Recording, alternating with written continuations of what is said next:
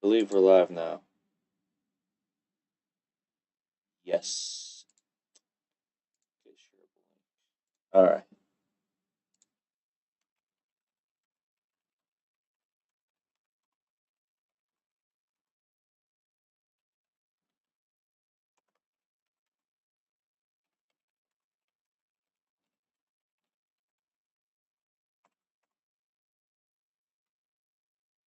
All right. Boom. Uh, Twitter. We're not.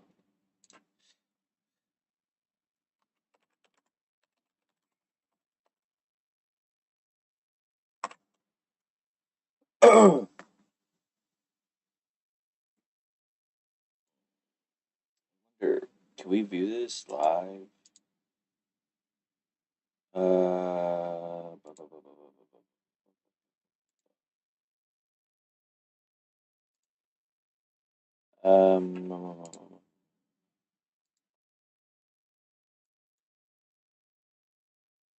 All right. Cool. Cool. Cool. Cool. Cool. Cool.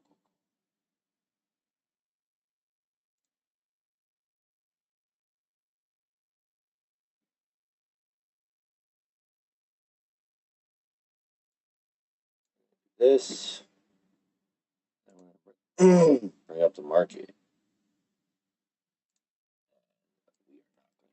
That. You're not Peter. Shut the hell up. Get out of here. Be gone. Okay.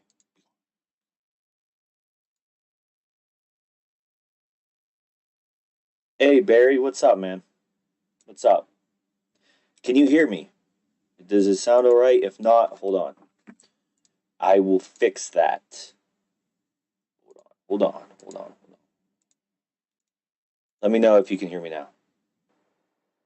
Give me like a thumbs up. Tell me to fuck off. I don't care. Anything in the chat, just let me know.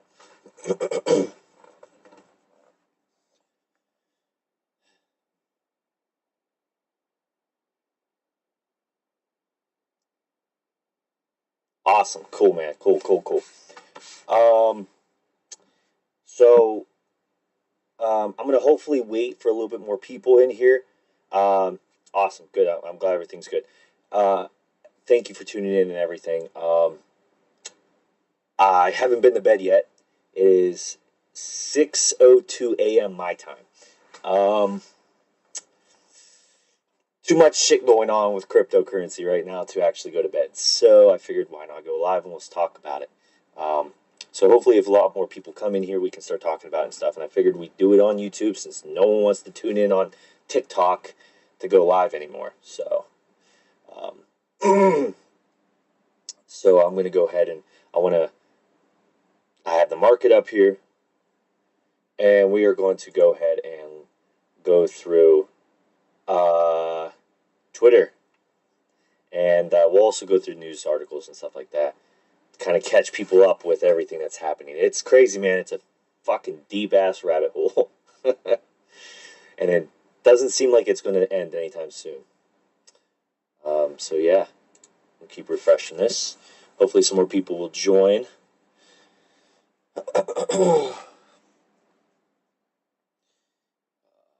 Doesn't tell me how many viewers we have. Um, Let me go to our YouTube and YouTube Studio, maybe. Analytics. Oh man, we haven't made a live for a long time. Which I miss lives. I miss doing lives for you guys. I really, really do. But it doesn't seem. Ah, there we go. Analytics. Bingo. So we got 2 viewers. Awesome. Um, if you jump into God, sorry. If you jump into the stream, please let me know who's all in here, um, because I want to see who's all in here, guys. Um, all right, cool, cool, cool. So stream settings, don't need that. Yeah, we should be good. All right, cool, awesome. Again, thanks, Barry. I appreciate you being here, man.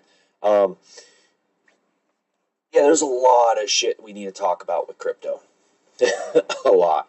I'm sure a lot of people know and are aware of everything that's happening, but some people may not be as aware as to um, everything. Yeah, only two. Yeah, I know. I posted in the chat. Um, so we I created a TikTok for us specifically. It's kind of like my personal one, but I also am using it for marketing for us. And I've been going live on there because TikTok is the thing. Um, no one wants to ever really tune in on there. Um, so I figured, you know what, let's go back to YouTube Live. People like to do that. I tried Twitch because I thought, I know it's a gaming platform, but people do real life talking on there. All they do is sit there and talk about anything. So I figured, why not try doing that and target another audience, um, a variety of audiences, right? Not specifically just crypto that's subscribed to our YouTube channel and such, right? So I tried doing that avenue. No one wanted to tune in. So we'll see. We'll see what works. Um, Kid Rolling Wood, good. Awesome, man. I'm glad to see you here. Um, so, like I said, if I can get some more people in here, I want to talk about everything that's happening today, guys. Uh, I mean, you guys know everything is going, everything has gone to shit this week. Um, and we've never seen something like this in crypto history, ever in crypto history. Um, it's insane. It really is. It's absolutely insane what we are witnessing right now within crypto. Um, so I want to go and I want us to talk about it. Hey Hex, what's up, man? What's up? I see you. I believe it's you on. You like some of the videos I've been posting on TikTok and stuff like that. I believe it's you. I appreciate it, man. Thank you. Thank you. Um, Again, I don't know how long this live is going to be, guys, because there's a fuck ton of information out there that we need to talk about. Um, so I will go ahead and get started. If people roll in, let me know who's here. Let me know if you want me to touch up. If you have questions about what's going on, my thoughts. I want to hear what you guys are thinking right now. But we'll go ahead and start with the awesome, man. Cool. I thought it was you. The market. Um, Everyone knows the market took a shit beginning of last week. And it's all due to the fear. Oh, it's Painter Guy. I'm sorry, guys. Awesome, man. I'm glad. I thank you again for the support. I haven't been to bed yet. It's after 6 in the morning here, my time, and I figured why not go live for you guys and give you information. So, anyways, let's get back on track. Everyone knows the market took a shit because of the whole FTX, Sam Bankman-Fried scandal, we'll call it, that went down, right? So we're going to scroll down here. We're going to get into some news articles. I'm not going to dig too much on here because these articles are a little bit behind versus everything that's going on Twitter right now. So we're going to piggyback back and forth. If you want me to make a screen bigger for you to see better, let me know. I will. So let's kind of speed up everything that's happened if you aren't aware. Basically, FTX got called out due to some of the shady shit that they were doing with their liquidity and things like that, right? So CZ kind of called them out. Sam Bankman-Fried basically declined it. A day later, turns out it was true. Then CZ decided he was going to purchase FTX from Sam, become the new owner, and market started, at first, when that was talked about, the market started to go down. And then when he he was going to buy into it, supposedly, the market started to go back up, right? We've seen everything start to skyrocket back up. Binance, BNB was well over $360 a share and everything. So, after getting to take a look at the books, pretty much the ledgers of FTX, CZ backed out of it. He did not like everything that happened. It was very, it basically, he didn't want to pick up someone else's, we'll call it debt, and become his problem, right? Because that's what it was going to become. It was going to become his problem if he would have done it. And he knew after seeing it, they were so far up shit creek, he didn't want any part of that. So he backed out. People got a big uproar, panicked, started tanking some more. And then after that, there was a rumor of Tron, Justin's son, possibly maybe doing something to work out, maybe help FTX, right, with their liquidity issues right now and their blah, blah, blah that they were dealing with. It was a rumor. I don't know if it actually came from his words or not, but it was circulating through Twitter and news articles. That didn't happen, clearly, because the next day they filed for bankruptcy. And Sam also resigned. He gave up his CEO position. As soon as that happened, everything fucking dropped even more, right? So, speed up a little bit more. Everything happened like that. They don't have the money to back up what they were taking out, right? So essentially, they were basically taking, kind of like the banking systems, what they do now, they were kind of using people's funds for making purchases and things like that, that their investments, right? So it's like if the bank system, you put your money into a banking system, they take a loan out on your money. So you don't technically own your money until you actually take your money out, right? So then, if the banking system goes, you know what, we're going to use that money, that loan money and stuff like that, that technically is the consumer's money, but we're going to use it and make purchases and do this and that and this and that, and then you don't have enough funds to back it up, right? Well, then the people take out their money, and they don't have the money to compensate, right? So they're in the fucking hole. So that was going on. And so basically, huge scandal. Everything got halted. CZ sold, I forget how many shares, 500 shares or 500 million shares or something like that. And people kind of got pissy about that. But I mean, put yourself in his shoes too. If you had $500 million worth of shares in something that you know was going to fucking flop, I mean, wouldn't you sell out too? Of course you would. You'd take the money. So he did. I'm trying to keep this in a timeline. I really am. You can find a timeline. People have made timelines of everything that's happening. There's a lot. So as soon as Sam resigned, there was talk about him flying to Argentina, but he didn't go to Argentina. He's still in the Bahamas, apparently.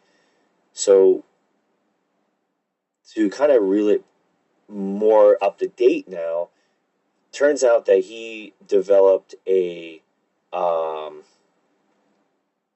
their software, developed a backdoor, like an exploit, so to say, in their software. So they were funneling money that were not setting off red flags for the auditing system, things like that, right? So he was pretty much sliding money under the table without being detected. And I'm not just talking millions, I'm talking up in the billions here. Sliding under the table, giving it to their sister company called Almenda, however you pronounce it, which we'll talk about that in a second too. So basically, was sliding the money under the table, never got detected, and was doing a lot of shady shit with that money, right? So go back to Almenda. The girl that was with, that works for, is the CEO or whatever the hell she is, the high-end tier lady over there, used to work with Sam, apparently, and then he convinced her to come over to that company because he had FTX, right? And then eventually she worked up the chain, she became head honcho. Apparently they had a relationship, and it wasn't just them, there was a I don't know how true this is, but from what I've seen, there was a relationship, like an open relationship, I'm assuming, with several of them in some way, shape, or form, living under the same house. Of course, more details are coming out constantly on everything here. So we go back. So he did the back door, slide money underneath, and basically was taking that money and doing a lot of shady shit. Like, for one, sending that money out to Ukraine. And again, mind you, everything, there's no liquidity. They didn't have the liquidity to back up the people's investments. So basically, think of it, like I said, as the bank. They're taking loans out, but they weren't taking loans out to use their people's money, people's funds, to spend, put it here, donation here, donation here, donation here, while your assets are basically becoming literally worthless on their chain, right? On their centralized exchange. So he, was funneling it. He was sending it over to Ukraine, which then was also getting tied into the Democratic Party, where Gary Gensler actually had private meetings that weren't, publicized. No one knew about until now that he was having a lot of meetings with Gary Gensler. If you don't know him, he's one of the big honchos over at the SEC, doing some not so good shit, some shady shit. And we'll bring up more details about this stuff too if you want it. So then, he has sending money over there. He's supporting Biden's campaign back in 2020, throwing millions of dollars into that campaign. They're sending more money over to the Democratic Party for the midterm election. Just sending millions of dollars, supporting everywhere, right? They don't have the money to back it up.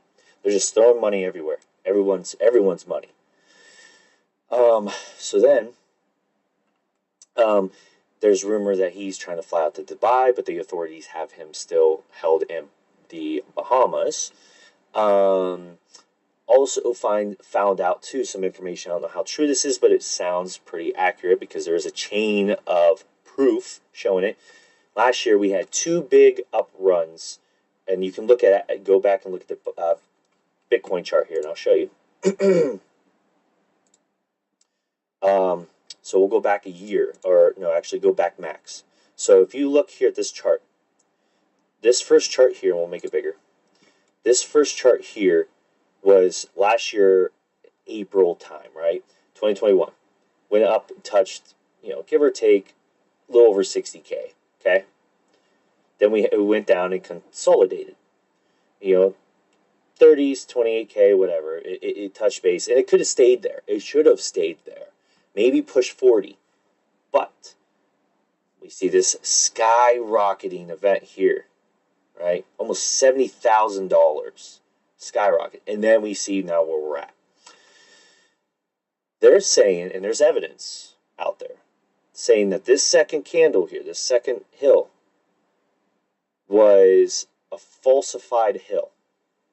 So while this was a natural, people buying in, people selling, a natural growth and decline because of consolidation, this one was purposely set up to help bring in and funnel in more money into their project. And basically what they were doing is they were funneling money, and they were what I'm gathering according to the evidence. So this is a little confusing because it's very in-depth, detailed shit. Buying into more Bitcoin and stuff themselves and blah, blah, blah, into their own company, causing pumps and stuff like that. And there's possibly other different methods how they used it, but it was falsified. And basically this should have never happened. So then once it started decline, big time, blah, blah, blah, of course, people are investing in it, putting their money into a centralized exchange. People are selling, stuff like that. Well, now they don't have the liquidity because he's donating it, throwing it out everywhere, blah, blah, blah, giving it out because that was his motto at first, right? So now, it comes, now the funny part is, we're seeing not just one other exchange, Huobi, however you pronounce them, is one that's been talked about, but also Crypto.com and a few other ones, pretty big ones, are doing a lot of shady shit now. A lot of people are tracking it, that they are sending money. Now, Crypto.com, for one thing, let me explain this. Crypto.com, excuse me, announced that they accidentally sent it to a certain wallet, cold wallet, right? Accidentally. I've seen that term before used by them, accidentally sending it somewhere prior, right? So they accidentally send it out. But from what people are gathering is that Crypto.com will use them.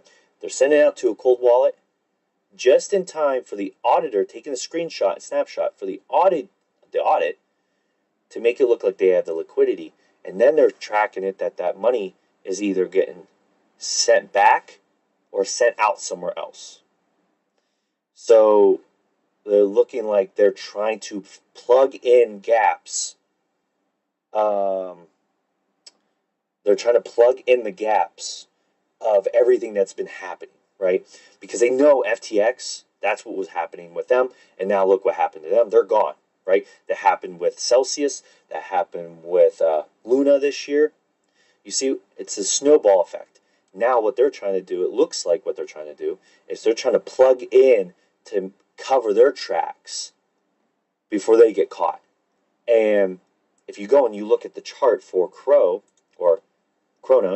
which is for Crypto.com, if you look at their chart, okay, so yesterday, Saturday, November 12th, okay, it was still hovering around 8 cents a share, right? As soon as news came out that they accidentally sent out, I forget how many millions, it was like $360 million or $400 million to an accidental wallet, blah, blah, blah, and then all this other shady shit, look what happened. Down, down, down, going down. Kind of picked back up again, and going down, and down, and down, and now this is where it's at right now. It is currently sitting at negative 18.2%. All right? Sure, it's not a huge, crazy, major drop, but I suspect it's going to continue to drop. More details come out. And I will show all this information. I just want to kind of get you guys caught up. Any kind of information that I've talked about, I will reshare and show you guys. This is what's kept me up for the past 2 nights. I've had, I think, 3 or 4 hours of sleep total in 2 days. Because I can't sleep, because I'm afraid I'm going to miss something super crazy important. And not that, buying in or anything, or have to pull money out of anything. Just where the fuck is this going to take us in crypto? We got so many actors right now that are playing into this FTX, just the FTX part. The government, U.S. government, high-end authorities within the government, like SEC, the president's side, and God knows whoever else is playing a part. I mean, hell, Ukraine, the president over Ukraine got donations from FTX. All these other sister companies, their company that they were working with, Almenda, they're in hot water right now because they're also doing the sketchy shit too under the table. I mean, there's so many actors in this right now. To me, Sam was just a governmental pawn, and they used him. Because now, if you think about it, everything that's happening, and I called it. It's the day after this happened. I said, watch, the SEC is going to start throwing their nose in the White House, and everybody's going to start talking about it. And guess what? A day after I said that, I've seen articles coming out everywhere saying White House is looking into the FTX. SEC's talking about the FTX, digging into it. Authorities are digging into it. Gary Gensler had private meetings. I knew it was going to happen.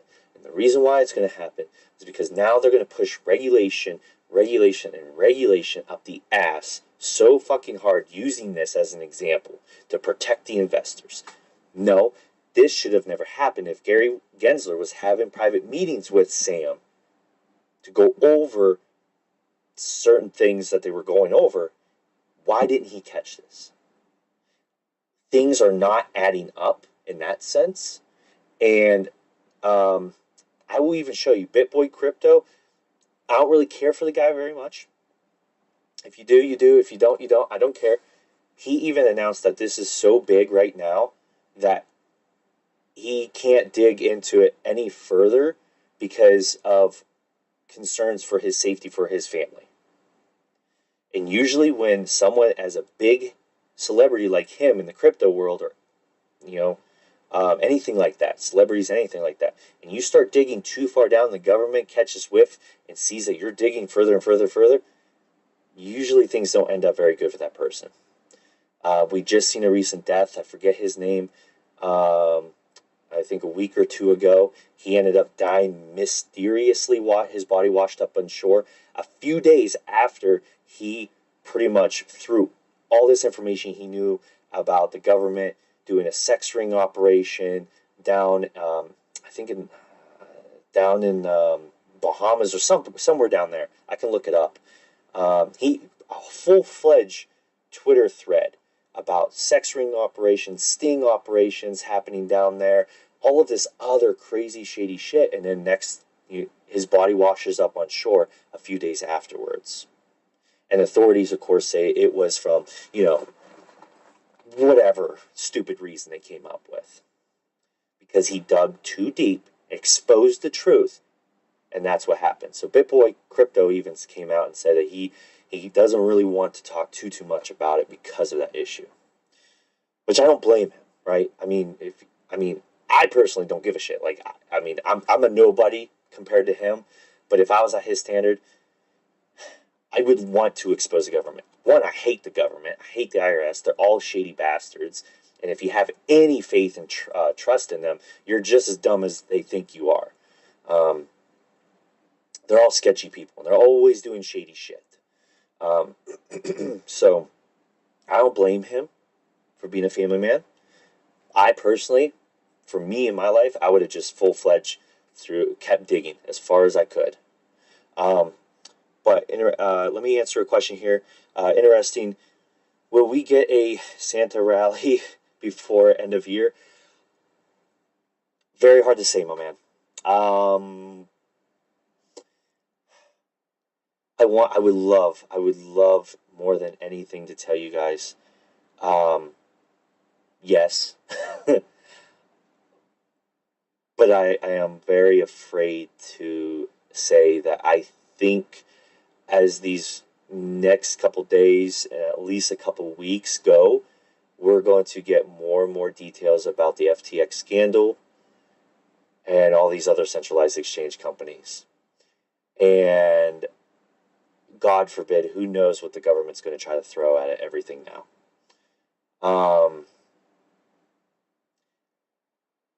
I don't know. We've never experienced anything like this in crypto. There was always supposed to be, you're supposed to trust in centralized exchanges because you have KYC on their platform. They're regulated by the government. They look into those things. They're centralized, right? Like a banking system. Banking system is a centralized system, has regulation, has law and everything. Sure, it's not to that extent in centralized exchanges.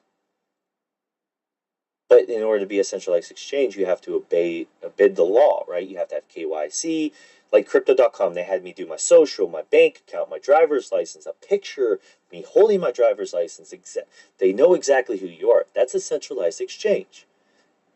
Because they report information to the government, like tracking your taxes, blah, blah, blah. So they're supposed to be trustworthy, right, with your cryptocurrency. But we're finding out it's actually the opposite. I personally recommend DeFi. Crypto was created to be decentralized. Decentralization, and the whole purpose of it was to step away from governmental control, so you as the investor own your asset. You own it. The government can't tell you what to do, can't tell you where to buy, can't tell you how to sell, can't track you. It's your privacy, it's your asset. And I believe in that 100% of the way. centralized exchanges, you have crypto on there. That's not yours. And we are clearly seeing it. Um, so again, man, if you're still here, um, hopefully I say your name right. I apologize, Bakhdar. Um, if you are here, I don't want to say yes. We may not, unfortunately, because we've never experienced anything like this. Um, it is it's very disheartening. It sucks. Um, we'll make it through it. Crypto ain't going anywhere. Crypto's not going to die.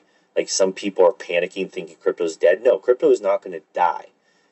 Um, what could die um, could be the faith and trust in centralized exchanges, and hopefully people will come into DeFi more. Um, but again, we don't know. Again, this is all my opinion. Okay, so hopefully I said your name. I just seen you commented. Hopefully I said your name right. I apologize if I butchered it. Um, well, let me catch up with the comments here. Accidental death. Yeah, accidental. That's what they always say. When someone exposes anyone, gets exposed, like especially the government, it's always an accidental death that usually follows it. Max Payne extending well into 2023, maybe even 24. I've seen that, yes. Um,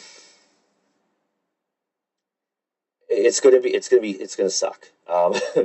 Um, it will balance out, but don't see a lot of people trying to buy back in the cryptocurrency because of this. And I have a feeling, again, I'm a conspiracy theorist, and I will tell you why, because 9 times out of 10, the conspiracy makes more sense than the actual supposed truth that the news media and the government and everyone wants to try to tell you it sounds like. Um, but this is my opinion. I'm not saying it's a conspiracy, but I think this is a bigger plan for the government to have more control in crypto and to have people scared of crypto. Um, and we're seeing with all the ties within the government, with the FTX had with the government as their kind of like their propaganda, right? Because I seen a thing on Twitter, they made a good point. There were several pictures of Sam advertising FTX, like slapped on billboards, slapped on the side of buses, and you see that as a marketing, ploy, with a brand and stuff like that, maybe a slogan and stuff. But how often do you see a person's face, different poses and such like that, slapped with the logo and they're saying of like whatever they're trying to say, right? All the time. You usually see that when they're trying to push a lot of heavy propaganda about something. There's usually a bad intentional agenda behind that, right? We used to see it way back in the day, like back way in like World War I, World War II, with all the propaganda that was going on with the war. You'd see the person's face. I'm not going to say anybody's name. I'm sure we all took history. You know what I'm talking about. Propaganda, you see the person's face, right? Well, there's always a negative agenda behind it. And someone brought that up on Twitter. And you don't usually see that anymore, where a person's face gets slapped every fucking where because it's the face of that product. So the more you think about it and the connections with the government and things like that, it's hard to not think that they wanted this kind of thing to happen, right? Joe Bailey, let's go A to Cash. Yes, let's go A to Cash, man. Let's let's go CASHVerse. Let's go Soul Cash, and let's go Fortune Cash. Um, um, I'm super excited what we've been doing and everything. And we can talk about that too, guys, here. But I really want to cover all of this stuff for you guys because this is very important. This is like one of those historic moments that you see that can really change the course of events, right? So let's hope it's going to be good. Let's hope it's not bad. But it just happened, so we have no idea where it's going. So this is like a historical moment in crypto. It's not a good thing, but it needs to be talked about, and we need to cover it. A lot of places, a lot of people have already covered it and stuff like that. I get it, but I figured we could cover it here on our channel, for you guys at least. But you can see like the green and stuff like that going up. The only thing I would say is to keep an eye on is Trust Wallet stocks. Again, I'm not telling you to buy them, but you can see the increase here because one, this is decentralized, right? You own your assets. Trust Wallet, it's a wallet. Sure, it's a hot wallet, but you own your assets here. Even CZ announced a tweet earlier today talking about it, right? Keep an eye on Trust Wallet stocks because you might start seeing a lot more people coming over to these like Trust Wallet and stuff and storing their stuff now because of centralized exchanges, right? They stored all their shit on centralized exchanges, so they never used Trust Wallet and stuff. But now you might see a shift. So keep your eye on Trust Wallet stocks. I wouldn't say buy into it right now because it could drop, but just side note it. But yeah, so that's that, guys. I gotta sign out. May hope to figure. May we have to figure out podcast out one day. Yeah. Oh yeah, 100%, man. Yeah, we will. Yeah, we'll set up a podcast. I'm totally down for that. Totally down for that. Even if I have to stay up super late to do one with you guys, I will. Of course. You have a good day though. Hail handsome Dev. Hey buddy, I haven't seen you for a bit. I'm glad that you're here. And thank you, thank you. In my opinion, it is all done to push more people to exit crypto with all the FUDs. It is not possible to go up with all the people who came in the period of 2020-21. Max pain everywhere. No, 100%, man. I agree with you. I think it is a very big plan to push people out of crypto, especially new investors. New investors, and again, I apologize if you're new, but it needs to be said, new investors are very ignorant and dumb when it comes to crypto investments. You can throw any kind of money at any investment and claim you're a crypto investor. You're not an investor because you haven't done any research. And if you only invest in pump and dump coins, you're not an investor in my book. Don't even talk to me. But people that are within the 2020 and 2021 timeframe, like you mentioned, they got in then.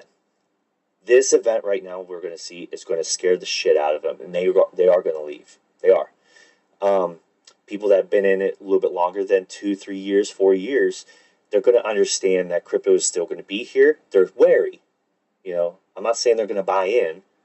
They may sell a little bit, but they're going to see how this plays out because they know crypto isn't going to go anywhere, right? So you are right. You are 100% right. I think people that are new are going to leave. Yes. And I do think it is a plan. 100%. Because we've seen it for the past, since 2017, we have seen the government get more involved and more involved and more involved in crypto. And they have been using the terms regulation and to protect the investors from scams 24/7. That's their go-to. They don't talk about anything else but about protecting the investors from scams and regulation. It needs more regulation. More regulation would be better for crypto. And I think this is what will turn the tides to push that forward. Unfortunately. FTX CEO equals crap. Dude. Crap, I think, is saying it very nicely, but yes, 100% crap. Karma is a bitch. You're not wrong, my guy. You're not wrong. So, all right, guys. Since you are here, we're not going to sit here and listen to me anymore, but we're going to actually go ahead and dig into some tweets and stuff. Good tweets, actual real good information. So, we will go ahead and we'll scroll down because I just updated it here. I want to bring up hopefully some of the stuff that I've seen. Don't mind some of the. Don't look at some of the propaganda crap that's going on here. Okay, hold on. This is funny though, because it's actually true. He did fund Biden's 2020 election and actually the midterm election, I believe this year. And he was funding it for several millions of dollars. Millions of dollars. That's kind of funny. Um, it's not what it is. Let me see here. Let me see here. Let me see here. Um, so we're gonna see a lot of probably Bitcoin maxis talk a lot on here too. Unfortunately, um, they're big and saying Bitcoin everything right now. Every other cryptocurrency is shit coins and everything else and stuff like that. Look, if you're a Bitcoin maxi, just be quiet. Don't say anything because you're just proving everyone's point that Bitcoin maxis, are toxic as hell. Um, I don't care if you like Bitcoin. I like Bitcoin. Do I invest in it? No, but I like it because it's decentralized. I also love Cardano. You know, a lot of people don't understand that you can have multiple different currencies, cryptocurrencies, for multiple different purposes. Not everything's a shitcoin. Just because you have Bitcoin, Ethereum, and then you have all the other coins, that doesn't mean every coin is a shitcoin. That's why they're called altcoins. That doesn't mean shitcoins. Shitcoins are meme coins, like the garbage pump and dump ones. Those are shitcoins. Altcoins have a purpose. Cardano has a purpose. Um, Ethereum, I would consider Ethereum being kind of like a altcoin, right? It's not Bitcoin. Um, it has its own purpose. There's a lot out there, such as ourselves. We have a purpose, right? Passive income. A lot of people though think that everything else is a shitcoin besides Bitcoin. But let's look here. We have how many currencies worldwide do we have? We don't have just the U.S. dollar. We have pesos. Hell, I don't know the rubies. All these different kind of currencies around the world. We don't have just one. We have multiple. Also, think about it in this sense, right? You buy a cryptocurrency, and it has a purpose, right? Being either it's whatever blockchain it's built on or its purpose. Let's say I've seen coins built for helping people for dentistry, helping to fill up time on a prepaid cell phone, right? I mean, there's tokens, cryptocurrency out there that reimburse you when you walk, when you're physically active. There's purposes, right? They're not shitcoins. They're not pump and dump schemes. They're actual purposes. So it's no different than someone going out, using money, instead of investing into a coin, using money, buying V-Bucks for Fortnite, and which is a form of currency. It's a digital currency for that game. You buy, and then you take that digital currency and you buy a skin. It's no different. It has a purpose, right? You're investing into V-Bucks, which then again you're using that and returning to buy skins for your character. Okay, there's a purpose, right? There's a purpose for all coins out there. Well, sorry, a lot of coins out there, not all coins, a lot of coins, but a lot of people fail to understand that. So don't listen to the Bitcoin people that think that's the only coin out there. That should be the only thing that exists because, again, there's so many different currencies in the world. We can create any kind of currency that has an actual purpose, an actual well thought out purpose, right? So if it has a beneficial factor of benefiting people, why not make it? It's not always about Bitcoin. The old veterans of crypto such as ADA, XRP, ZEC, and etc. will be the dormant in the upcoming bull run. Yes, I agree with you. Yeah, all the veterans. I myself used to, when I first got into it, because I've been in crypto for 8 years now, was Cardano, XRP. I did buy Ethereum. I did buy Bitcoin back in the day. Those were my four. Did I expand beyond that? Oh, most definitely. I mean, I bought more than 20 different currencies I've invested in my life, right? Before the meme craze became a thing. So yes, have I bought Doge? Yeah, of course I bought Doge. Did I buy Doge when it was pumping and stuff? Well, of course, I made some money. But did I buy into ZEC? like you said. Yes. Did I buy Ethereum? What was it? Ethereum. I have it on my phone. Well, actually, we can just pull it up here, guys. I can't even think of all the ones I've bought in. I can tell you off these charts. I mean, I've bought obviously BNB. I've had Polygon. I've had Polkadot. I've had DAI, but I've only had it for a brief moment. I have Solana. I've had Tron, Litecoin before, Chainlink. I had a lot of Chainlink. Ethereum Classic. I had a lot of that. Stellar. I had a ton of that.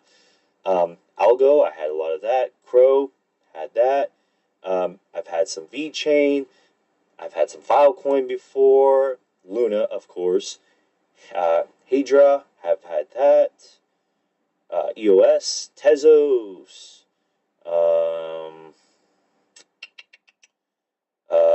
What else? What else? What else? Bitcoin SV. I had that when it was going up. So you can kind of see where I'm going with. I've had a lot. I've invested a lot, over my years. So, but I want to talk about some of the other things here. Now we're probably just gonna see a whole bunch of memes with this dude. So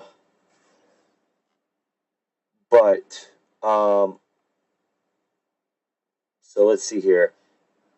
Skim billions of fiat from traders by front-running trades on FTX and loads of demand pulled away from on-chain Bitcoin.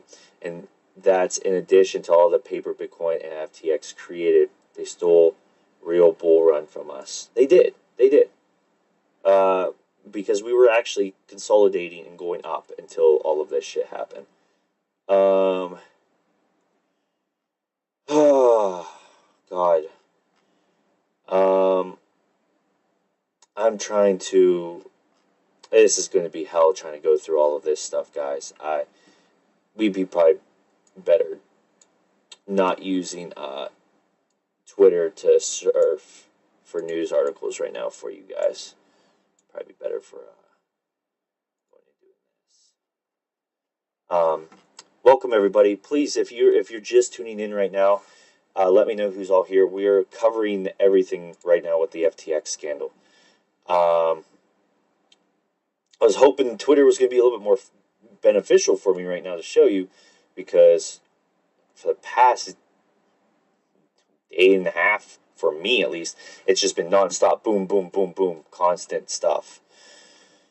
But let's try to resort to some of these articles here. Actually, hold on. Let me pull up a tweet I sent to Hydra about one of the scandals here. This one. So this is the thread I was telling you about, how they spoofed last year's second bull run. This is the thread. It's pretty in depth shit. I mean, like, he breaks it down here. Everything. Some of this stuff, it's crazy, but like,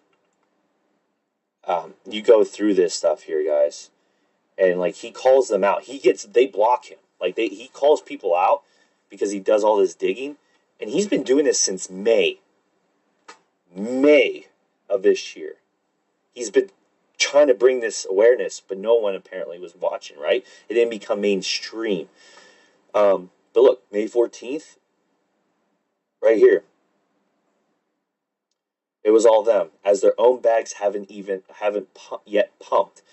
The only second cycle SOL reached $200. Scammers like them have the tendency to block me. He got blocked.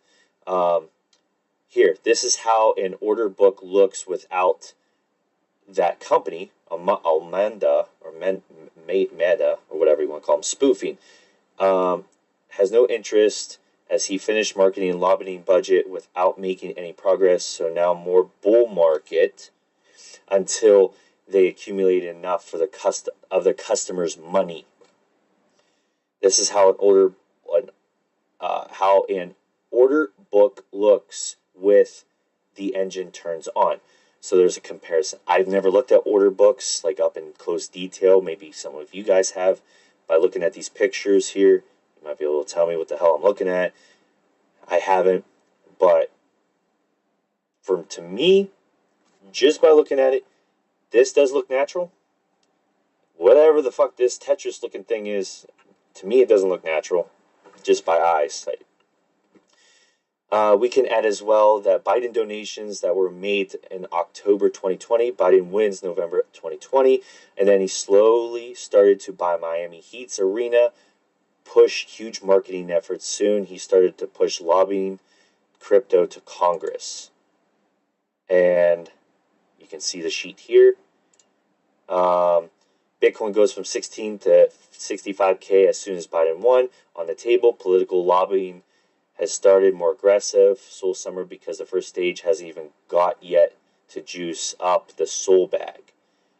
But I mean, there's a whole. I mean, look at this thread, guys. Like, he even talks about it, like everything here, all the way back in May 14th. Like Sam blocked him. He blocked him because he knew what he was doing. Like, all this information is here. You know, I mean, you guys can look at this thread all yourself. Like, he kept this thread live for everyone to see, and now it's starting to expand, right? There was another one. This one here. Oh, no, sorry. That was the one I just did. This one here. Breaking news exclusive. Tens of billions of US dollars were transferred to Ukraine, and then using FTX cryptocurrency, the funds were laundered back to the Democrats in the US. So again, very, very, very huge government involvement. Big time. I posted a whole bunch of stuff before. I commented on a whole bunch of stuff. I mean, I've been trying to gather up a lot of information. I haven't been saving it or anything, but I mean, guys, it's a lot deeper than a lot of people imagined, and it's getting worse. How about the way they use Tron to steal more money from their customers' account? FTX whole team is crap. No, dude, yeah, 100%. Dude, they were they were robbing so many people, and now the switch from FTX to go over to Crypto.com, I can't remember the percentage. If it's 20% or 10% or 15% or something like that, I think it might be 20. But don't quote me, because there actually is a picture of it and information about it. So the liquidity that Crypto.com has, and I'm not saying this to scare you, okay? Please don't. I'm not saying this to scare anybody. But I will say, if you have money on centralized exchanges, I would probably take all your money off of centralized exchanges and either put it in a hard wallet or like Trust Wallet or MetaMask and store it there for now. Probably more or less a hard wallet, like a ledger, a nano ledger. Anyways, not saying this to scare you, but there is a chart showing the liquidity that Crypto.com has. A good chunk of it is Bitcoin. But the second runner-up is a meme coin. Shiba is their second highest invested token that they hold for like liquidity. Is Shiba. Now, if it was me, I would have, when it was pumping, would have sold it, flipped it, put it back into Bitcoin. If I was them, I wouldn't rely on Shiba. And the reason why is because, again, it's a meme token. A meme token after a dog. I'm not hating on it. But Doge has no purpose right now. And Dogecoin only goes up when Elon likes to be a troll himself. And I like Elon. He likes to be a troll and he pumps it himself. And his followers follow. Well, Shiba, kind of the same. You can make money. I'm not saying you can't. But if you're trying to put that on in the books to back up people's investments, I probably wouldn't do that. I didn't know Sam was behind the downfall of ICP. ICP. You want to elaborate for me what you're meaning by ICP? I may know what you're talking about. I'm not sure if I don't know the abbreviation. FTX and that were behind the Luna crash, causing Binance to lose their investment. Now they are getting the same thing. Oh yeah, dude.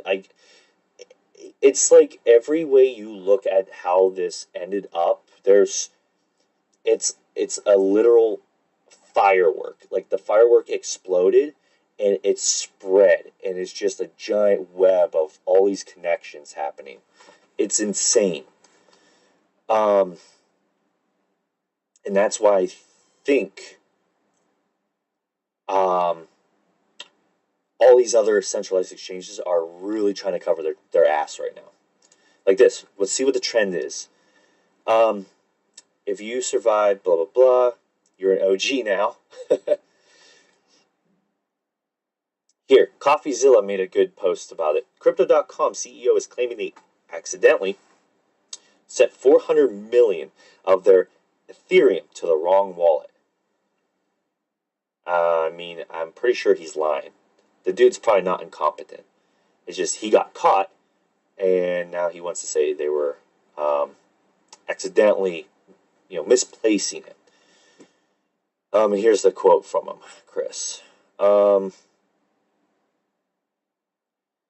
This one, Mr. Whale, I don't know if you guys follow him. He's saying, just to be safe. I mean, yeah, to be safe, I would say, yeah, get rid of it. Let me see here. However this goes, it's bad for everyone who invests and the people whose money is locked or fucked. Oh, dude, yeah. That's the problem. Again, people thought centralized exchanges was like, let's reel it back.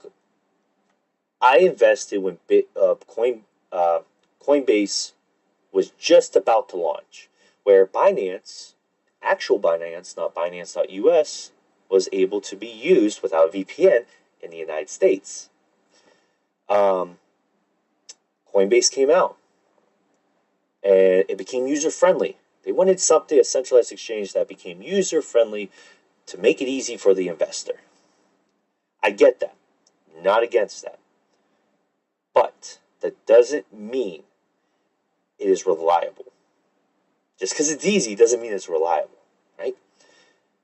It's like just because a product is cheaper because you're saving money doesn't always mean it's going to last as long.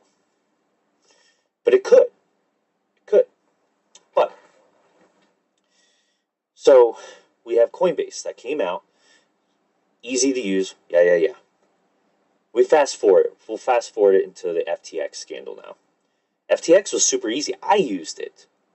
I bought Solana on it. I staked my Solana. I made money from it. It was easy to fucking use. I won't lie. It was super simple, user friendly. But that's what they want to do. They want to make things user friendly, but again, that doesn't mean it's good. And if you have any funds on centralized exchanges, you do not own your keys. Okay, so a lot of people don't know this, but it happened twice this year. It happened with the war in Ukraine, and Ukraine did it, not Russia. Ukraine did this, and Canada did it too when they had a rally, a protest with the truckers. When people were taking money out of the bank, the banking system, taking tons of money out, like there was lines, okay, and people were taking their money out, like Ukraine, because they wanted to flee their country. They were taking money out of their banking system. The banks lose money when they don't have customers putting money in it, because again, they make your money by loaning on your money and doing all kinds of things. Like, I was a banker for a little bit over a month. And one way a bank makes money is by getting credit card sign-ups and all this other gimmicky shit. But a lot of people don't understand that you don't own your money inside a bank. So what was happening, the banking system is crashing. The banking system is losing money. So what do? They halt. Put their foot down, they halt your transactions. So you go to the ATM, you can no longer use the ATM, can't go and take out money, you can't put money in. They completely locked you out. So let's say you were in line because you're leaving the country and you needed that $100. Well, you're SOL now because they locked your money. It's not your money when it's in the bank. That's not your money. You don't hold it. Same thing applies to centralized exchanges. We've seen it with Robinhood a couple years ago with the whole meme issue with GME and everything. We've seen that happen with Robinhood. Free market, my ass. Free markets don't put holds on people's purchasing and selling power. Okay? They don't. But we've seen it happen there. We're seeing it several times this year. Anytime something happens at any kind of cryptocurrency exchange where they start to have a huge sell-off, because we see it with Doge specifically, a huge sell-off because it's pumping or whatever, and a lot large buying in and everything like that, they halt it. They put a halt. When you have your funds and your crypto on an exchange, you do not own it. They will halt it like that. It's like, think of a light switch. Flip of a switch. Pop it up. Light turns on. Push it down. Light goes off. Same thing. Easy. Cut it off. Shut it down. No one has access to their funds. You can't send it out. You can't gain access to it until they flip the switch back on. You do not own anything on centralized exchanges. Okay?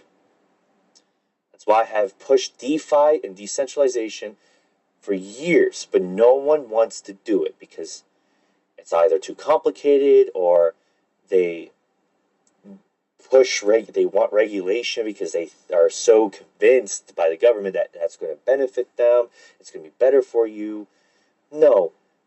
I mean, like I said, we've seen all the regulation and stuff like that was supposedly in play, and look what's happening. Regulation isn't going to stop whatever's happening right now. So, I think it stands for the Internet Computer Protocol.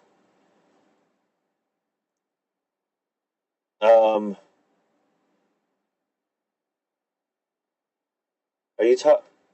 I'm a little confused on that, buddy. I'm sorry. I apologize. I'm a little confused.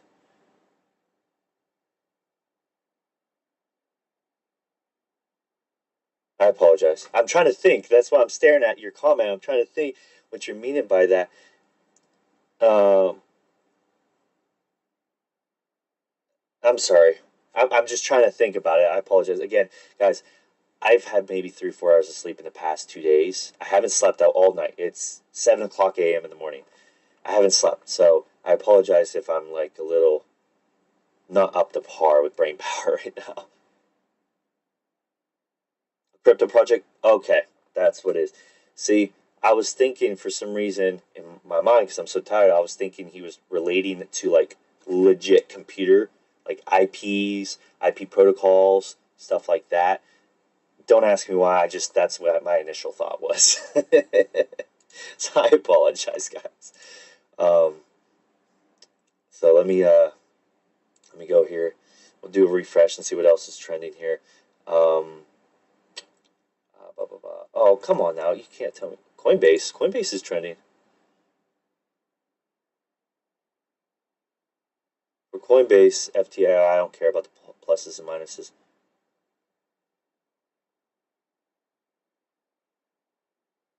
Oh boy. Oh boy, here we go. Okay. If you know me, I can't stand this lady. I hate her with a passion, Elizabeth Warren. I hate her and all of SEC. I hate them all. Let's see what this says. The collapse of one of the largest platforms shows how much of the industry appears to be smoke and mirrors. We need more aggressive enforcement, and I'm going to keep pushing to enforce the law to protect consumers and financial stability. What did I tell you? This is their go-to right here. Aggressive enforcement for more regulation is what this means, to enforce more law, to control the customer and what they're spending on, and make sure that they are paying their taxes so we make their money or make our money off of them. Is what it means. Is really what it means. It's not to protect you and I. Because let's see here. How many of you get calls, the scam calls, probably once, twice, maybe 3, 4 times a day? There's laws in play. That's illegal. Scamming people, they still do it. Uh, I'm sure somewhere along our lives we have been scammed from maybe a product that we were buying from a friend or buying off of Facebook Marketplace, something like that. We go to get it, we pick it up, we're told that it works, we go home, we get scammed. There's eBay scams, people going and putting rocks in boxes and sending it out, pretending it weighs that much, pretend the product's in it. People get scammed. Sure, they get reimbursed, but they get scammed, right? There's regulation, there's laws in play, but scams will always be there. Scams will always happen as long as people, humans, fall for them. They're always going to be there. No matter what laws and regulations you throw at them, they're still going to continue doing it. Doesn't matter. But that's what they think. They think something like this happens, it scares people, so let's get the government involved. It's going to benefit them. No, it's not going to benefit anybody but themselves. And of course, a lot of people are going to disagree with me, and that's fine. But I don't care, because I see past and see what they're actually trying to do. You fall for what they're trying to say. So that's how I look at it. Can we see a crash of Coinbase? In my opinion, I think the last two that might be standing would be Binance and Coinbase. I don't like Coinbase, and I like Binance. But Binance is different than others. But I also have mixed feelings about Binance. I don't know. I don't have negative feelings. I just have mixed feelings about Binance. It's complicated. But Coinbase, it'll probably be those two that last, right? But let's see here. I want to see if we can get the crypto trend. Let's look up FTX. I'm sure we can find a whole bunch of stuff on FTX. Look at this guy. That's a face. Only mother. I don't even know if mother could love him at this point.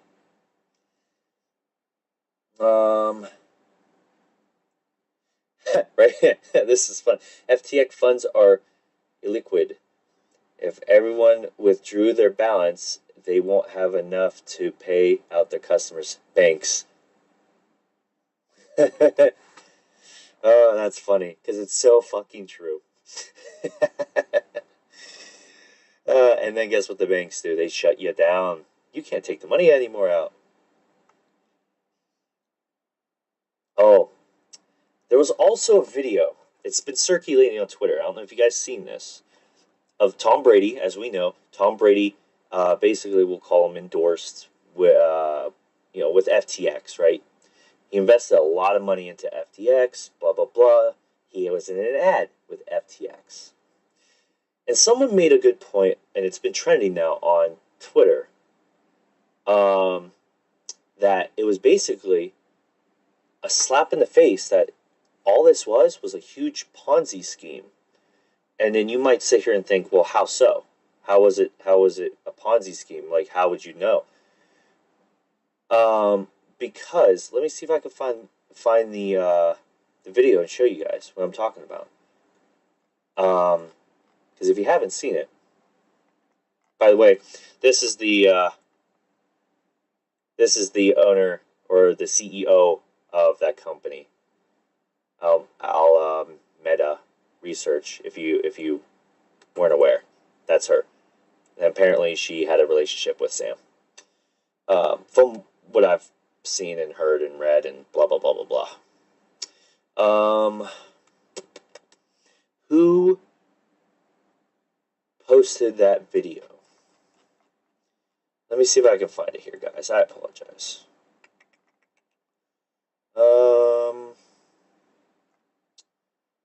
Oh boy, I wonder if I can find it on my trend here, my feed.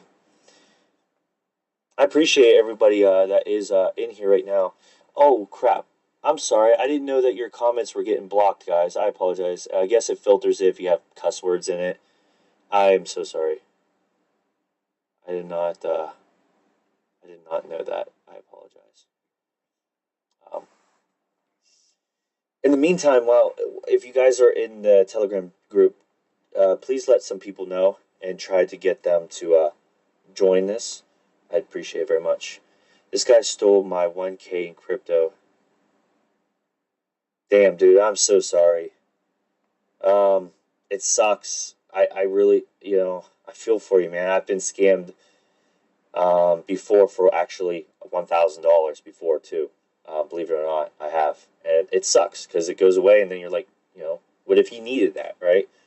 But I just hope from now on you will pull your money out of exchanges and put it into a wallet or DeFi, like Trust Wallet or anything like that. I'm not saying you can't buy Bitcoin or anything like that, but if you buy Bitcoin, let's say through Binance or Crypto.com or anything like that, please immediately put it in a wallet. Do not leave it on there. Please don't.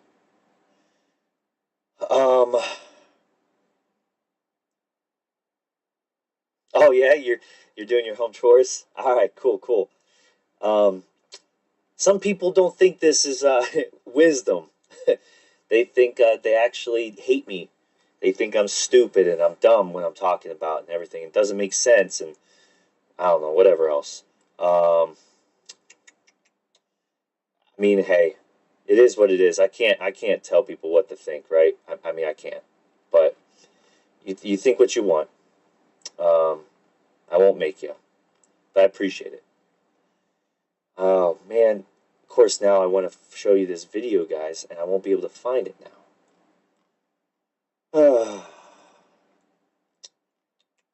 And I've seen it a few times. And every time I loaded up my Twitter, it would pop up. So I was hoping that it would have popped up now. But it doesn't look like it's going to. So what we're going to do is we're going to go to the good old YouTube, guys. Not YouTuber. I didn't mean for that. And then we're going to look up Tom Brady, Sam Bankman Fred commercial.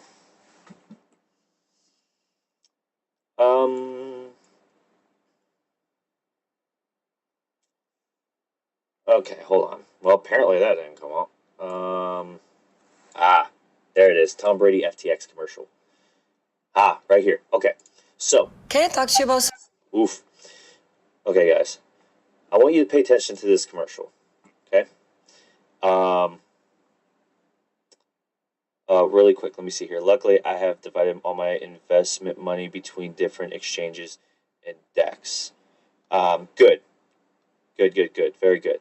But if you do hold your money on any kind of centralized exchange, I would probably advise you to move it to some sort of DEX. Just to be safe, okay? That's my advice to you. I'm not telling you to do it. You don't have to, but just in case because of everything that's happening. Majority of my portfolio is on Binance staked. Okay, that's good for now. But also be cautious, okay? Because it is still an exchange that's very big, right? I would trust Binance over any of them at this point, but still just be wary. But what I want you guys to see, pay attention. If you know what a Ponzi scam is, you should pick up fairly quickly. If you don't, look up what a Ponzi scam is. Or Ponzi scheme, as they call it. But this is 1 minute and 25 seconds. And someone made a good point that it was a slap in the face that this was a Ponzi scheme. I'm going to play this video, and I want you guys to watch, okay? And listen to them, okay? Pick up on the details about Ponzi scheme. And you let me know, as soon as I end this video, you let me know what you think. Something? Yeah, we talked about it. I got another 10 years left. Maybe 15. Not that. This is big. What do you think? Are you in? You know what? I'm in. Let's call everyone. Hang on a minute. How dare you call this number? Okay, I'm in. Whatever. Who's that? That was my mom. Hey, donut, don't eat that. Yo, what's up? Yeah, I'm in. Yeah, sounds good. I'm in. I'm in. Hey, Arthur, I quit.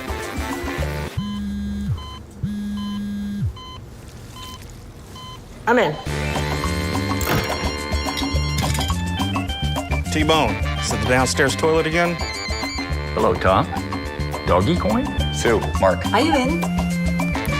I'm in. I'm in. I'm in. All right, this last one might be tough. Nah, he loves you. Probably just getting another dentist. This guy. First, even if you wanted to come back, we wouldn't take you. Yes, you would. Yeah, we would. You're right, we would. What's up? I'm getting into crypto. With FTX. You in? What we're providing gives 360-degree access to the crypto market with the ability to trade everything from alts to DeFi. I believe I'm in, but still hate you. Understood. Take care. Best of the family. Is he in? Yep, Did he say he hates you? he did. Even on the phone, that guy sounds handsome.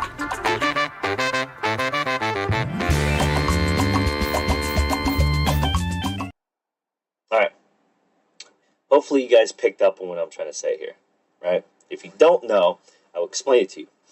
So Ponzi scheme, very short and simple, is basically, in his case, use Tom Brady, very well known, right?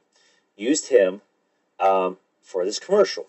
So basically, Ponzi scheme, you get someone, you can use this type of method, right? Famous people, or, it doesn't matter how you do it really, but it's by word of mouth, right? It's getting people on board. So you start the project and you tell people, dude, this is awesome. You need to get on this project. You can do all of this all the time.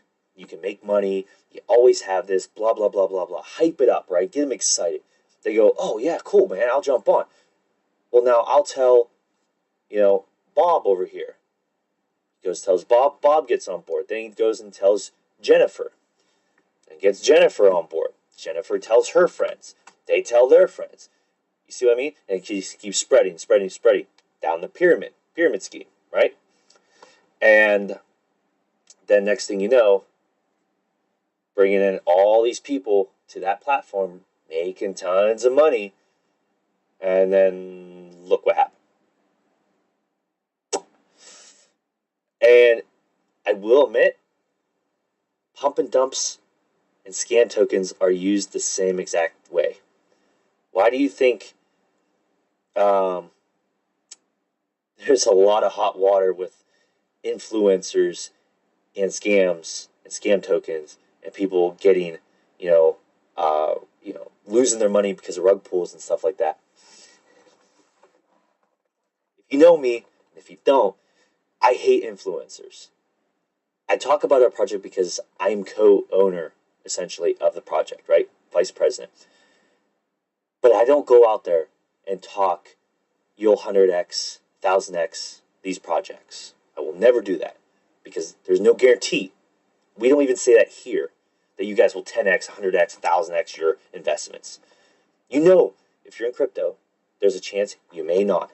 There's a chance you may. It's a gamble, right? That's why you invest in legitimate projects, such as ourselves. Not to toot my own horn or anything, but you invest in legitimate projects that don't go and self-promote, telling you they can do 100x, 1000x your money, okay? But a lot of scam tokens, what they do is they know people, they can't do it by word of mouth, right? They can only do so much. So what they do is they pay influencers to say, you can 100x, 1000x, triple 1000x your investments. And it spreads. It keeps spreading. It's spreading. Like Logan Paul has done it. The Nelk Boys are big for that, for the gambling scene that they've run, the gambling ring. If you don't know, look it up. You'll see it. Some stuff with Safe Moon type deal, those type of things. But they get these big names and they spread it. They use them to suck everybody in, right? Because if you hear you're going to 100x your money, I mean, you throw $1,000 in. Dude, you can 100x that? What is that, $100,000? Fuck yeah, man, I can make that money. That's awesome.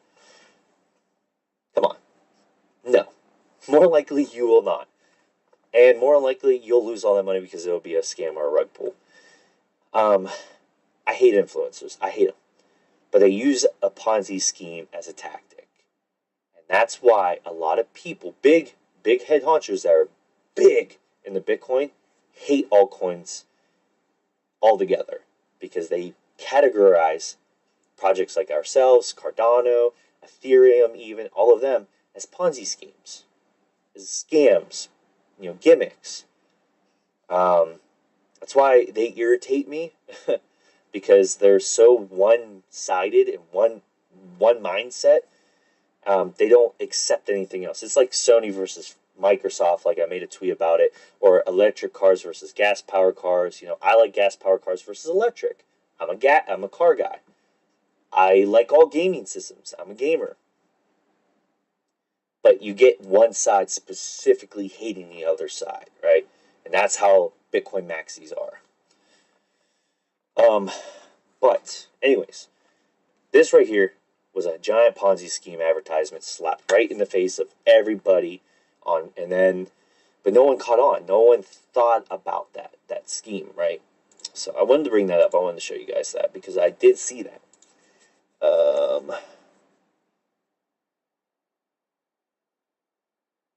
And congrats, Zach. You are on the list. The list of what, guys? What am I on the list for? What am I on the list for? For being banned? For being hated?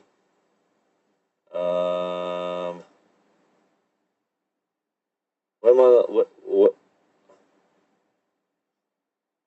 I commented on this dude because he said stop fudding to Altcoin Daily. We're talking about Crypto.com, and I replied telling him, no, it's not right here. It's actually not FUD. Go take a look yourself. And I don't know where this came from, but apparently I'm on the list of something, guys. Congrats to me. Okay.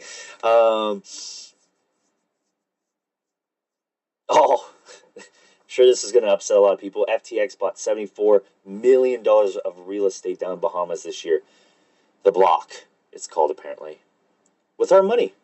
Well, not my money. I didn't have it on there, but everybody else's money that did. At one point, I did have money on there. So I guess, yeah, our money. All of your money. He used it.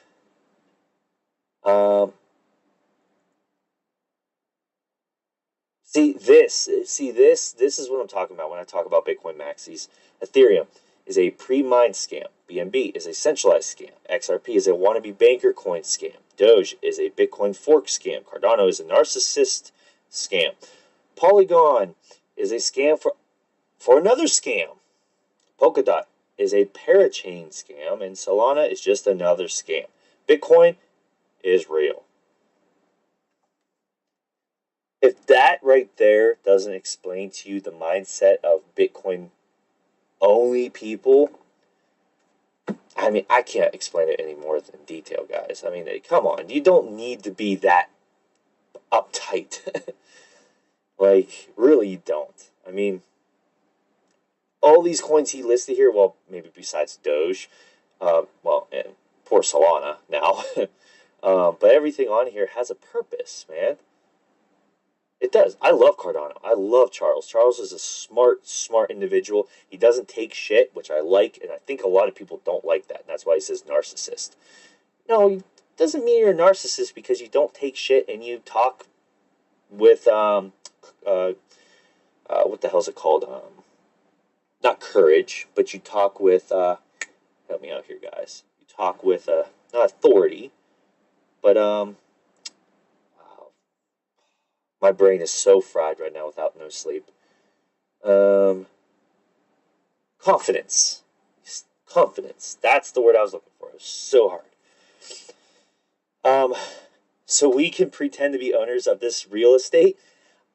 I mean, I think so, man. I think we should get a cut of that. I think we should be able to fly down there and stay as long as we want. It's our money, right? I think we're allowed. Man, how I wish that was true. Do you know when you lose your hard wallet, that's all? We have people calling Binance help desk about this all the time, but not much we can do about it. Well, yeah, you can't do much about it. Like, that's why they say do not lose your wallet or your paraphrase, because if you lose that, no one can help you with it. Like,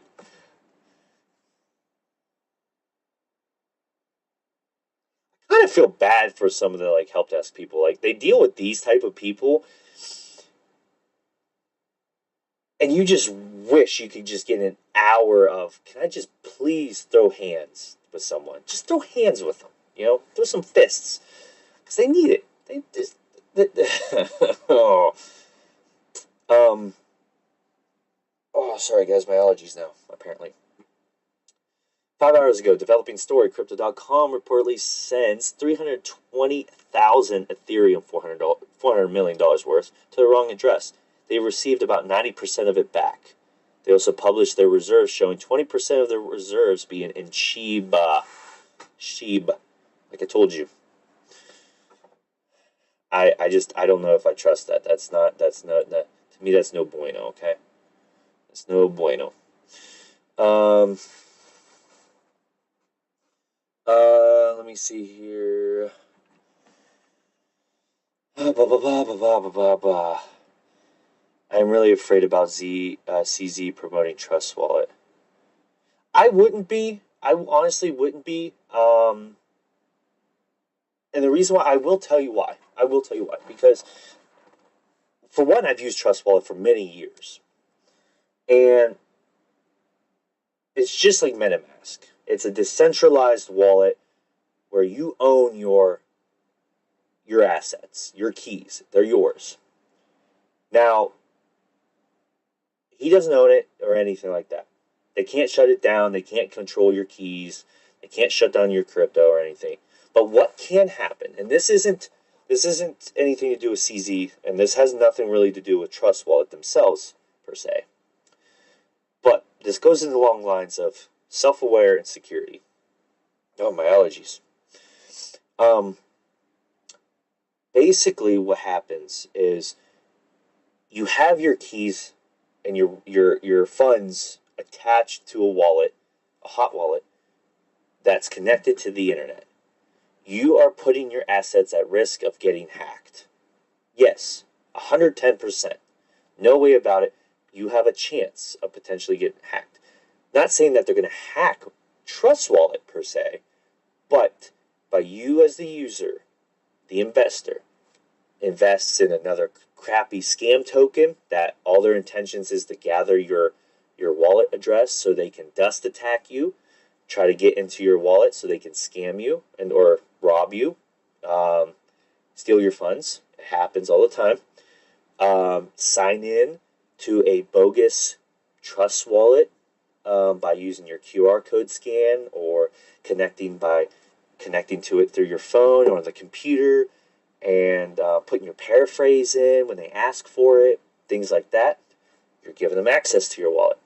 Then they gain access, they hack it, boom, there you go.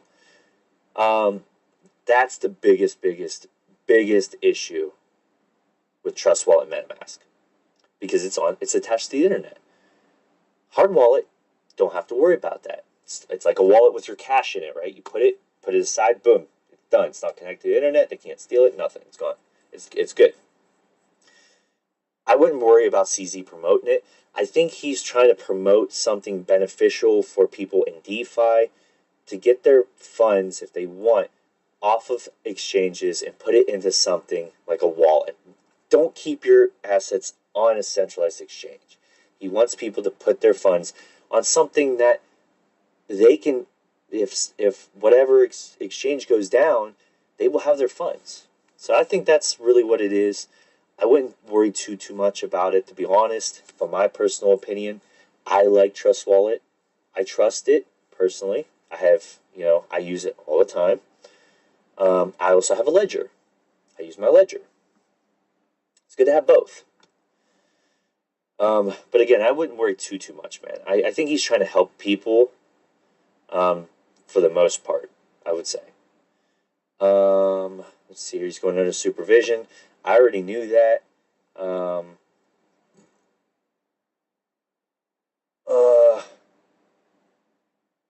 I didn't know that. Why was FTX so scared to list ADA? The billionaires all followed FTX and spoke crap about Cardano for over 2 years, and the FMAXs were sponsored to FTX and then called Cardano a scam. Was Cardano FUD orchestrated by FTX? Well, that's a different thought, a different take on that. Did not know that. I mean, but to recall, I never did see Cardano on FTX, so that does kind of make sense. Wouldn't slide past that. Oh, what? I'm not going to click that right now. Huh. Amateur looters, professional looters. Yeah. All right. So, all right. Let's go ahead and. Why do I have so many Twitters open? Okay, let's get rid of that. Let's go back here and refresh these articles. These articles. Oh, and so I want to tell you guys something. How quick people make scam tokens, okay? It's super easy, especially with Binance, the Binance blockchain, everything like that, BNB. Because it's a copy code. They copy the contract from another project, slap a name on it, re-upload it, boom. The contract's there. It's live. They throw an amount of tokens in there, blah, blah, blah. A couple other different tweaks they have to do, but it's super simple. The other day, yesterday, Elon was in on a meeting on Twitter Spaces with a whole bunch of like Kim.com and all of them. He jumped in there. He talked about his views on FTX and all of that. But then he also said Doge to the moon. And some of them didn't really care about before that. Some laughed, chuckled, whatever. It's Elon. Hydra, I told Hydra about it maybe 3-ish hours later in the Telegram chat. I said, oh, by the way, Elon said Doge to the moon in this chat, blah, blah, blah. I said, he laughed about it. I said, that's the next coin we got to make before, and I was joking, that Sam makes to make some money back, right? And I'm not even kidding you. A minute later, he sends me a Poo coin tracker. I click the link. I'm not kidding you. Someone made it. Doge to the moon coin within, I don't know, 4 hours time. I had it already uploaded. People were already buying it. They were already, I'm assuming, shilling it on Reddit, everything like that. All because he said Doge to the moon. Of course, it didn't last very long. It probably isn't even existing anymore. It probably rugged on everybody that invested. But it just goes to show you, please be careful. People are making coins out there left and right to scam you. And damn well that coin had no purpose other than just to make money off of you.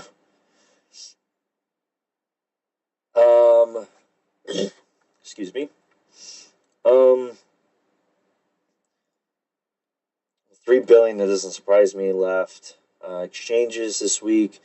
Bahamas Security Commissioner neither authorized nor condones FTX enabling local withdrawals. Interesting.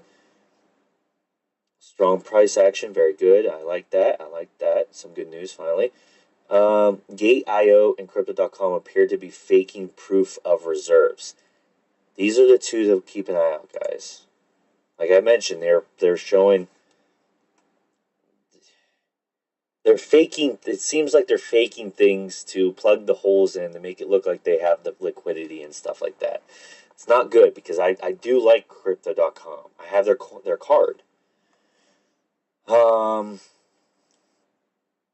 like here, if you look here, it says it was supposed to move to a new cold storage address, but it was sent to a whitelist external exchange address.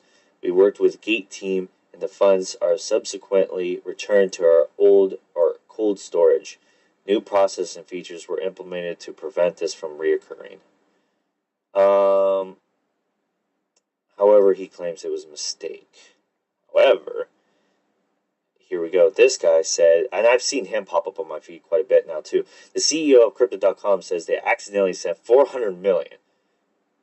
How do you send accidentally $400 million worth accidentally? If it is irresponsible, yeah, get off the platforms, because if they're just accidentally sending millions of dollars out, yeah.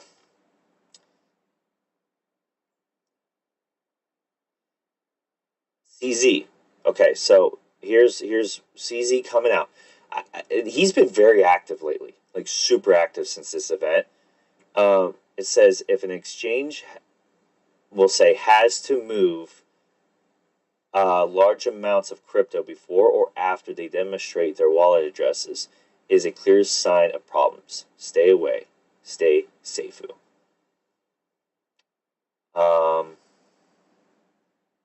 This one, I had to read it like 2 or 3 times because I'm so tired I couldn't comprehend it. But it says, in a specific instance, the funds in this wallet mostly came from this wallet or this address. Another Hubei address, if that's how you pronounce it, I apologize. Given that both addresses were in the snapshot, it's unlikely the funds were used to inflate the proof of reserves. And you can see here, in and then out. I mean, all of it's here. Yeah, I mean, oh, guys, it's a scary time right now for crypto. Let me see here.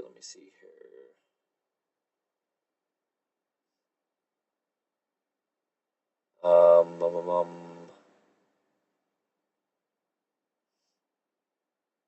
CoinGape.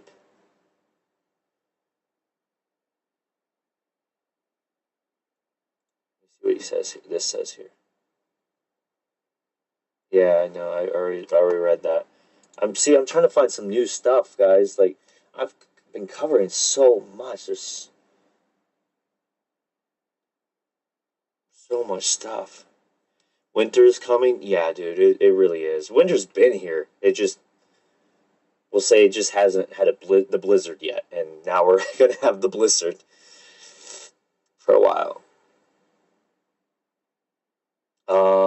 Let's see more news. FTX cannot account for $1 billion of its clients' funds. Well, yeah, I knew that. We're knowing all of this stuff.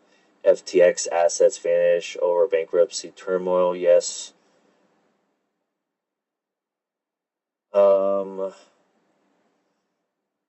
Yeah, poor Solana. FTX investigating suspicious 600 million withdrawal. Yeah, that's another thing I didn't cover, guys. So apparently, shortly yesterday, FTX announced that they were hacked. $600 million got hacked, got wiped. They're claiming that they're looking into it with authorities, but a lot of people are suspecting insider trading, and they're suspecting that they took that and they're sending it to Alameda, whatever you say, sending it over there. And then apparently now the CEO and everything are trying to get to Dubai because they can't get extradited from Dubai. They can't get extradited back here into the United States. So, or Hong Kong, because they're trying to leave Hong Kong to go to Dubai, and they can't get extradited because Dubai doesn't have those laws to extradite people.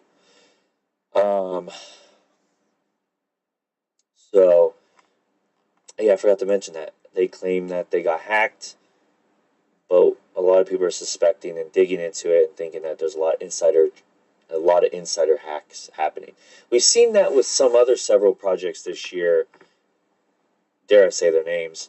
I'm sure if you've been here since the beginning of Ada Cash, Soul Cash, and CASHVerse, you probably know who we're talking about.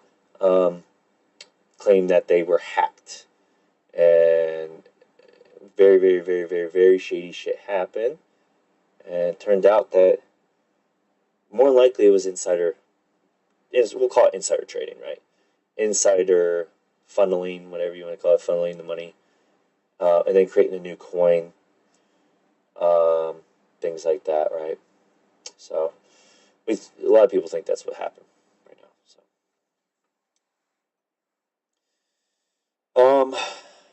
I know I've been on here for a hot minute, guys. I apologize again.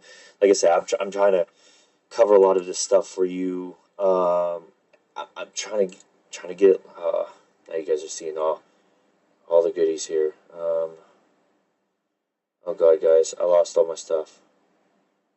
I'm brain dead. There you go. I'm sleepy. Okay, FTX's largest asset holdings is 2.2 billion of crypto token called Serum, but its entire market cap is only $84 million. Oh, look at that. SBF also founded Serum. So wait a minute. Let's get this straight. Their largest holdings is worth $2.2 billion, but the entire market cap is only $84 million.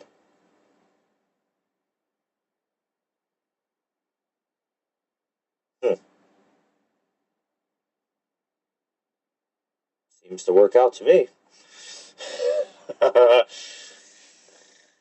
Oh, guys.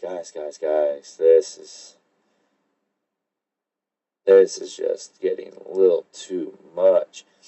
FTX executives are looking for ways to flee the Bahamas to Dubai, which doesn't have an extradition, however you pronounce it, guys, I apologize, treaty with the USA. Caroline, which is the CEO of Alameda,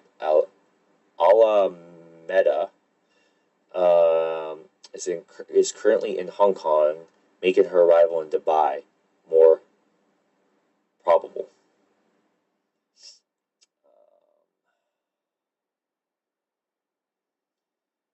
Yeah. Oh man, guys, this is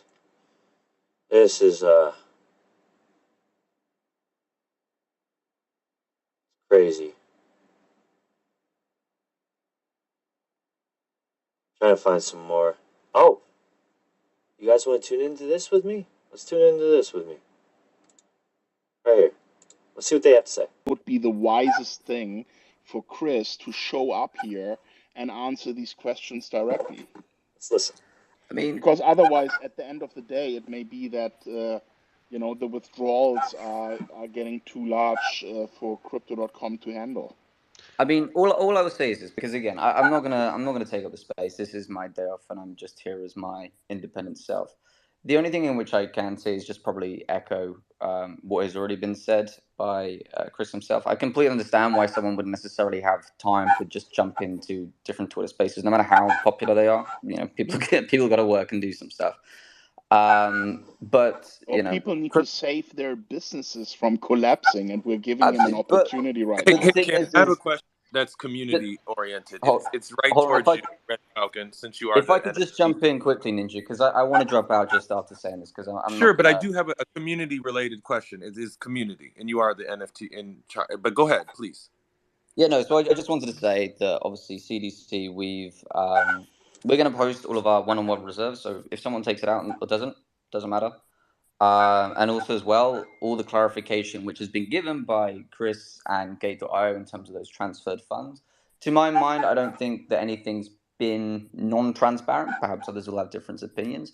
But I think I would just sort of, as Mario sort of said in the beginning and stuff, trying to have sort of like a more open discussion. And I think that as a crypto community, I think we would all benefit and stuff rather than us often running around and panicking, because I think a lot of us will try to set things on fire in the fear of sorry, Red Falcon. The problem that we are having is that $1 billion went missing with the FTX debacle, and now other exchanges are getting heat because they may have had or may have similar problems. So this is not something where we need to calm down and not panic. It's quite the opposite. We need Oh to no, I warn completely people understand. about what's going on, and we need to make sure that not more people are getting hurt. But No, also, completely understand with the can whole I just FTX. say it's impossible to prove 1-to-1 because these are invested funds that are generating yield. If they're invested funds generating yield, they're not custody, and so you can't prove them 1-to-1. It's not an exchange. These are invested funds. So just saying that they're going to post the 1-to-1 is impossible. It's not going to happen. Sorry, Hey, Mario, Charles Hoskinson just joined. You should make him a speaker or even co-host. I've made him speaker. I can't make Mr. another co-host. Mr. Okay. Red Falcon, real quick question though, since you are the head of NFT community or wait, not head of NFT, not head of sorry, NFT. can you just and I have two questions. It's two simple questions. I just want to get through two questions. What is your job?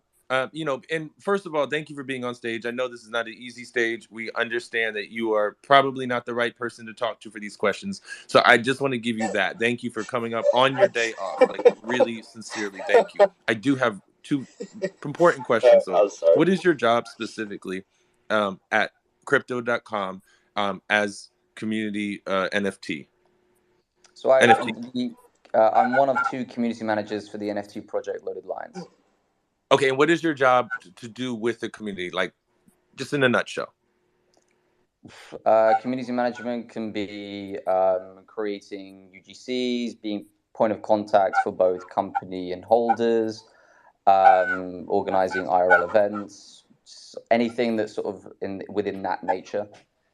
Okay. Are you aware of the history of how crypto.com has treated their community from the beginning of when they were concepted?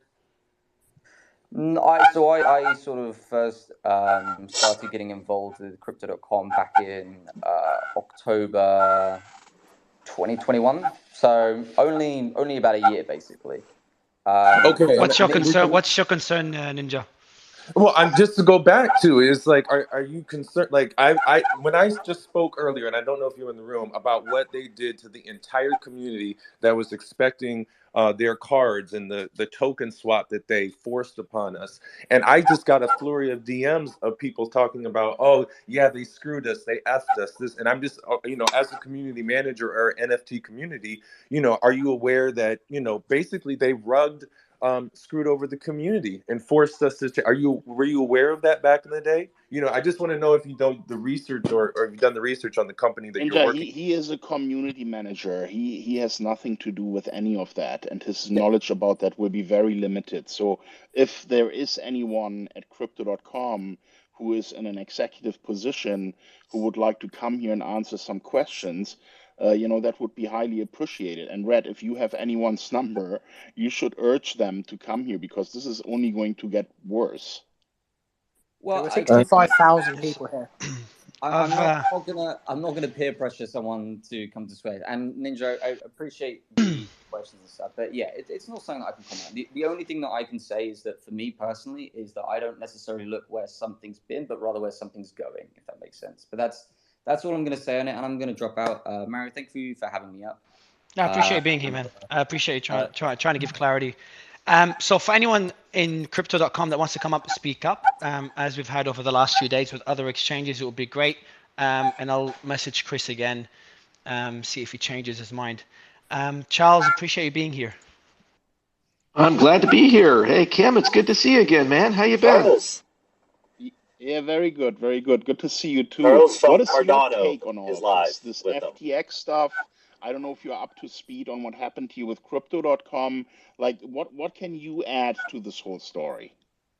Sorry, guys, I'm going to have to interject here just quick because I haven't got a lot of time, and Mario asked me to do some chain analysis of all the Gate.io and crypto. So I'll let you quickly. So Charles, just 2 seconds done. Anything you found with the chain analysis before we give the mic to Charles? Yes, so I could do a bit more time, but it looks like Gate.io did send all of the funds back to crypto.com because there's another transaction where there's 35,000 ETH going back. Now, my assumption would be that Gate.io probably had to move some funds from maybe a cold wallet. That's what I'm going to look at. All right, really quick, guys. I know I muted it. I will unmute it if you are listening to this because this is very, very interesting stuff right now they're covering. I did see the guy in this chat right now, Mario. He said 13 minutes ago, I did research on Binance and found some crazy shit. You can see here on my screen. We'll share it shortly on stage. He says, wasn't expecting that. Haha, keen to hear the details of this investigation. I don't know if they've already covered it or not yet. So let me go ahead and unmute it again. If you have anything, please comment it here. And, we'll be able to chat with it. This makes it a bit weird, but I appreciate you clarifying this. I'll send you the transaction hash on Etherscan. It looks legit. Obviously, I could do with more time, but I know you wanted some info quick, so that's what you got. Cool, man. I'll add the. I think the alarming thing here is not have they gotten it back or not. I would suggest they have gotten it back. The alarming thing is how were customer funds sent to the wrong address? I mean, that's just. It's not just wrong address, ridiculous. Kim. It's an exchange address when exchange are suffering liquidity crisis. That could have been disaster. Yeah, exactly. So I think that's the problem here, right? It's not have they been able to recover the funds? The fact that even happened is insane. And do we know why they sent it? Like, what was the purpose? Apparently, it's a mistake. We just don't know more than that. But I know, Charles, you were speaking before we had Dan jump in. I appreciate you being here. Yeah, I was actually just about to work out. It's like almost 6 a.m. here, and I just got up for the morning workout. And I got this tweet, and I said, well, if Kim is hosting a space with Mario, I have to drop on in. There are tribes in the institutional side of the cryptocurrency space, and so you have like the Galaxies, and you have the Barry's Grayscale, and then you have the really big guys like BlackRock and J.P. Morgan Chase and Goldman Sachs. So FTX was definitely a clique. And in those circles you have like the Three Arrows Capital and Voyager, and there were obviously everything Alameda touched. So Solana, there was an investment in Polygon. I think even Masari got an investment. There's over 130 companies that the tentacles of FTX touched in. Probably about $50 billion of value in that entire circle. And it looked like it's a good old-fashioned Ponzi scheme where, basically they cooked the books. They appeared to be a lot richer than they actually were. They amplified that by a flurry of acquisitions in trying to be the crypto strongman during a bear market, alongside a lot of paid sponsorships, like the relationship with Tom Brady and Giselle, putting their name on arenas and these types of things. But at the end of the day, they owed a lot more and were leveraged a lot more than liquidity that they had on hand. And I guess Sam was playing a game of, well, as long as nobody pushes us too hard, when the bull market comes back, all these illiquid assets will become liquid. They'll get a 10x or 20x. I can sell them. I can make everything right, and then I'm going to walk away with like $30 billion. I mean, that's literally what Bernie Madoff had at the back of his mind, and the 2008 financial crisis basically pushed it to a point where he could no longer hide the shell game that he was doing, and he was basically forced to fess up and admit it. So from a financial crime viewpoint, this is nothing new. We've been down this road many times before, and traditionally it happens in Wall Street. It's kind of funny. Everybody says, oh, God, we now need to regulate crypto. Yeah, this is definitely a problem with all those layer ones. Let's make everything a security and that'll solve it. It's like, well, guys, the vast majority of the institutions that were impacted in some way were regulated actors, or in some way had some sort of direct relationship with the government. In fact, what's most troubling about FTX is that it looks like FTX was in regular communication with the CFTC, perhaps with the SEC and others, and they were talking to them. And that they were lobbying them, and they were talking to lawmakers every day. If you look at the financials that are starting to leak of FTX, they were giving tens of millions of dollars to politicians, mostly Democrats, and they were presenting themselves as the regulated good actor. In fact, Kevin O'Leary from Shark Tank He said, "Oh yeah, one of the reasons why I invested in FTX and have a relationship with them is Sam gets compliance. His parents are compliance lawyers, and if anybody's never going to have a compliance problem, it's going to be them. Meanwhile, it's a bunch of 30-some-year-olds and 20-year-olds living in Bahamas having big orgy parties, and it's like absolutely no oversight and structure. So it's just a messed up situation because crypto is finally starting to clear Luna and the whole Three Arrows Capital and this other debacle, and we were starting to look forward to like a cautiously optimistic bull market next year, and this event probably is going to take 3 to 6 months to clear. And unfortunately, the politics are that it could actually be the straw that breaks the camel's back for a law to pass.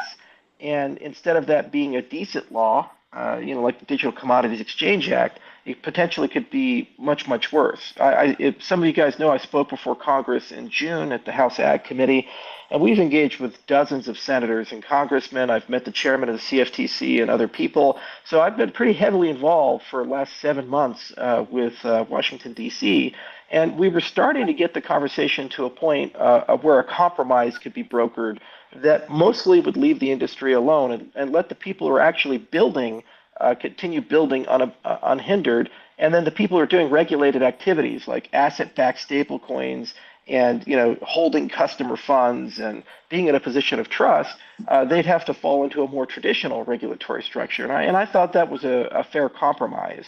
I'm just a little concerned now that the consequence of this fallout is going to be that they throw the baby out with the bathwater, and they go after things like non-custodial wallets. They get much more draconian on the travel rule. There's going to be a larger breakdown on DAOs and DeFi. For example, the CFTC did hit a DAO recently and said all the members of the DAO are members of an unincorporated association and they have no corporate veil or indemnity to protect them. I think more of that is likely going to happen here, especially as the scam gets unraveled. I mean, this guy had probably a backdoor in his systems to pull money out, and trade with it. There was probably improper use of customer deposits. There was probably a lot of fraudulent accounting. And you only discover that months after the event because forensic accountants have to come in and start reconstructing the books, and people get very uncooperative and lawyer up. And it's like almost like forensic archaeology. You have to discover what the civilization was, and it gets dark, just like Celsius or any of these things. It gets darker and darker the deeper you get down the rabbit hole. Hey, it's so helpful, Charles. I really like these points that you are making here, and I agree with you that this is a seismic shift, and regulators are going to use this to make it much more difficult for everyone in the space. But maybe that was intended anyway, and this is just a very helpful development, because the government, in my view, doesn't really like a competitor. It could be. The big banks were starting to get involved in crypto. In fact, if you read the Broadridge report that recently came out, they surveyed 275 financial institutions. The opinion of the report was that by 2030, they feel the majority of security settlement is going to occur on blockchain rails. So it's a mixed bag here. There's a lot of financial institutions that look at cryptocurrency and blockchain tech as another dimension, another universe to basically get involved in trade. So I wanted just to mute it really quick, guys. For everybody new in here, what I am doing currently right now is we're listening live to many big top people talking right now. Right now, currently, Charles, the founder of Cardano, is currently speaking. Kim.com is in this chat, everything like that. They talked to someone from Crypto.com earlier. Anybody from Crypto.com that wants to talk about the current situation, it can join this chat and talk live. They're also planning on talking about some Binance stuff that they found. I don't know what that is, but they made a tweet about it. You can see it on my screen. So I basically, from the beginning, I talked about everything and caught everybody up. So what we're doing is just listening to this right now. If you have comments, please leave them in the chat. I will try to respond through chat, but I also, if you really want me to, I will pause or mute them and then answer your questions or anything like that too. So I just want to say, yeah, I'm going to try to head out for a swim later to heal the body and then go to dinner. Hey, man, you got to do what you got to do to stay good and healthy. I wish the best. I hope the best for you. Take it easy. Make sure you're healing and everything's all right. I'm glad that you're here listening in. But yeah, guys, again, I'm gonna go ahead and unmute them. I want to listen a little bit more about them because this is important stuff. And then we can go back and answer questions about everything that's been happening. So I'm gonna go ahead and mute myself, and I'm gonna go ahead and unmute them. And the ability to intervene, so freeze. And third, they want the ability to measure measure market stability for macro and micro prudential policy. 2008's lesson is, hey, maybe Lehman Brothers and AIG and all these other guys are going to get together and do something together. And the problem is when they do that, if you don't know about it, when one of them fails, you have a cascading failure event, and the entire marketplace melts out. Trillions of dollars end up getting lost. Well, we're actually running through a micro Lehman Brothers situation here in the industry where FTX failing by itself is not necessarily a big issue. The issue is that everybody was connected to them. And so everybody's wondering and scratching their head, what does this mean for BlockFi? What does this mean for Tether? What does this mean for, entity XYZ? And was there enough loans or other stuff that suddenly somebody who was solvent is now insolvent, and when they go, then another person becomes insolvent, and so forth. If you're a regulator, you're looking at this and saying, it's a giant black box to me. I have no fucking clue what's going on. All I know is I've seen a $3 trillion market turn into an $800 million market in less than 12 months. And that market has a disproportionately high level of retail money inside of it, not institutional money. So if you're a mid-level regulator, you're saying, well, that's a huge problem. And I need some sort of way of being able to measure systemic risk and understand that. So whoever is first to market with some sort of idea that's going to give them that equivalence of financial surveillance that they traditionally get through intermediation, give them some sort of ability to freeze and lock and reverse, and give them the information they need to be able to make microprudential market stability decisions is probably going to be the regulatory winner from that perspective. So I'm less cynical. I don't think it's about, well, we're building CBDCs, and so now we have to regulate all competition out of the market. I mean, I've talked to the Federal Reserve System, the Bank of England, and others. In fact, we just published a paper on how one would go about building a CBDC. There is absolutely no consensus at the moment at the BIS or the World Order about how to do a CBDC or the Federal Reserve. There's a pilot the Fed has at the Boston Fed, but then other branches of the Fed say we don't need to do a CBDC, or if we need to do it, it's for interbank settlement, and it has nothing to do for consumer side. We've also engaged with the People's Bank of China. I was at the Swiss ambassador's house in Washington, D.C. with Congressman Khanna and a few other people, and there was a representative from the People's Bank of China presenting, and he presented on the digital yuan and gave us this whole beautiful presentation on how they've constructed it and all these things. And I said, how big is the pilot that you guys are doing? They said, oh, it's very small. And it turns out that there's 40 million users, which I guess in China it's the only place where that's very small. But they already have bridges for Tencent integration and Alipay integration, so they're going to couple that with their Belt and Road program, but that's probably not going to come until about 2025 to 2027. They're just getting the kinks out of it. So it's definitely on the horizon, but I don't think this wave of regulation is going to be heavily influenced by that. I think they're going to go after stable coins very aggressively, especially Exactly. asset-backed ones. And I appreciate that you mentioned that, because I've seen about a year ago in the Financial Times a story where the Federal Reserve wrote a report with a recommendation to the government to regulate stablecoin out of existence. They don't want US dollar stablecoin. No, I'm not saying they don't want them. In fact, I think it's quite the opposite. It's a good way of projecting the US dollar into places where traditionally it can't touch. What they want is that the people who issue the stablecoins have a bank license. And we predicted this, which is why we passed the laws in Wyoming for speedy banks, full reserve banks.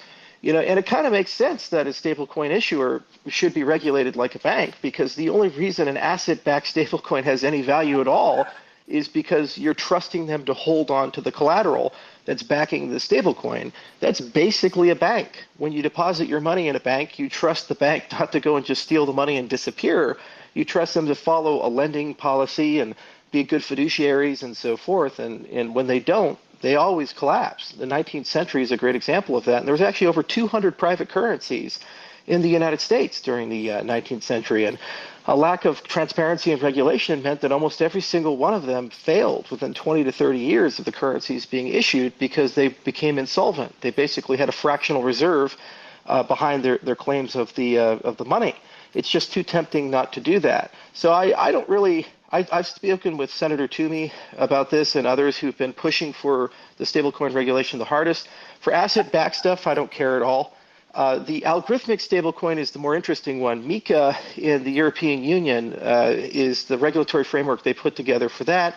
And they do differentiate algorithmic stablecoins from asset-backed stablecoins. Originally, they'd say, hey, we just regulate it through the CFTC as some sort of derivative instrument. And now they're looking at it because of the collapse of Luna more negatively, and they're not quite differentiating fractional reserve algorithmic stablecoins from over-collateralized algorithmic stablecoins.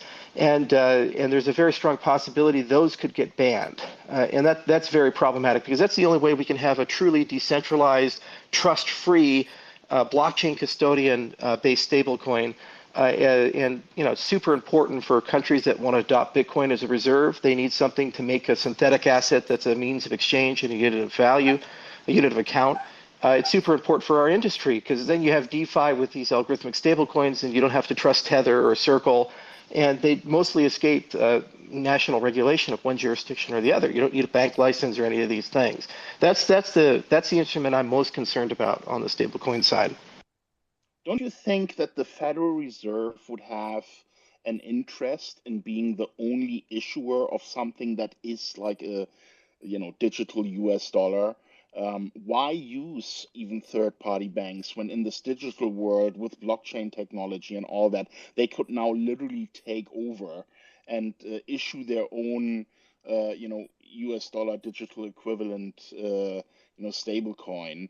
And maybe that is why they are recommending we need to ban and regulate all existing stable coins out of existence. No, the U.S. government has to have a shadow money supply because of the sanctions system. When we sanction Iran or Russia or China or whatever it happens, we don't want a situation where dollars don't still flow there. We just want a situation that dollars flow to our interests as a country. So if you have a CBDC, the problem is that you actually have to be very explicit and literal about your sanction, and you can't do all these shadow systems where cash is still floating around.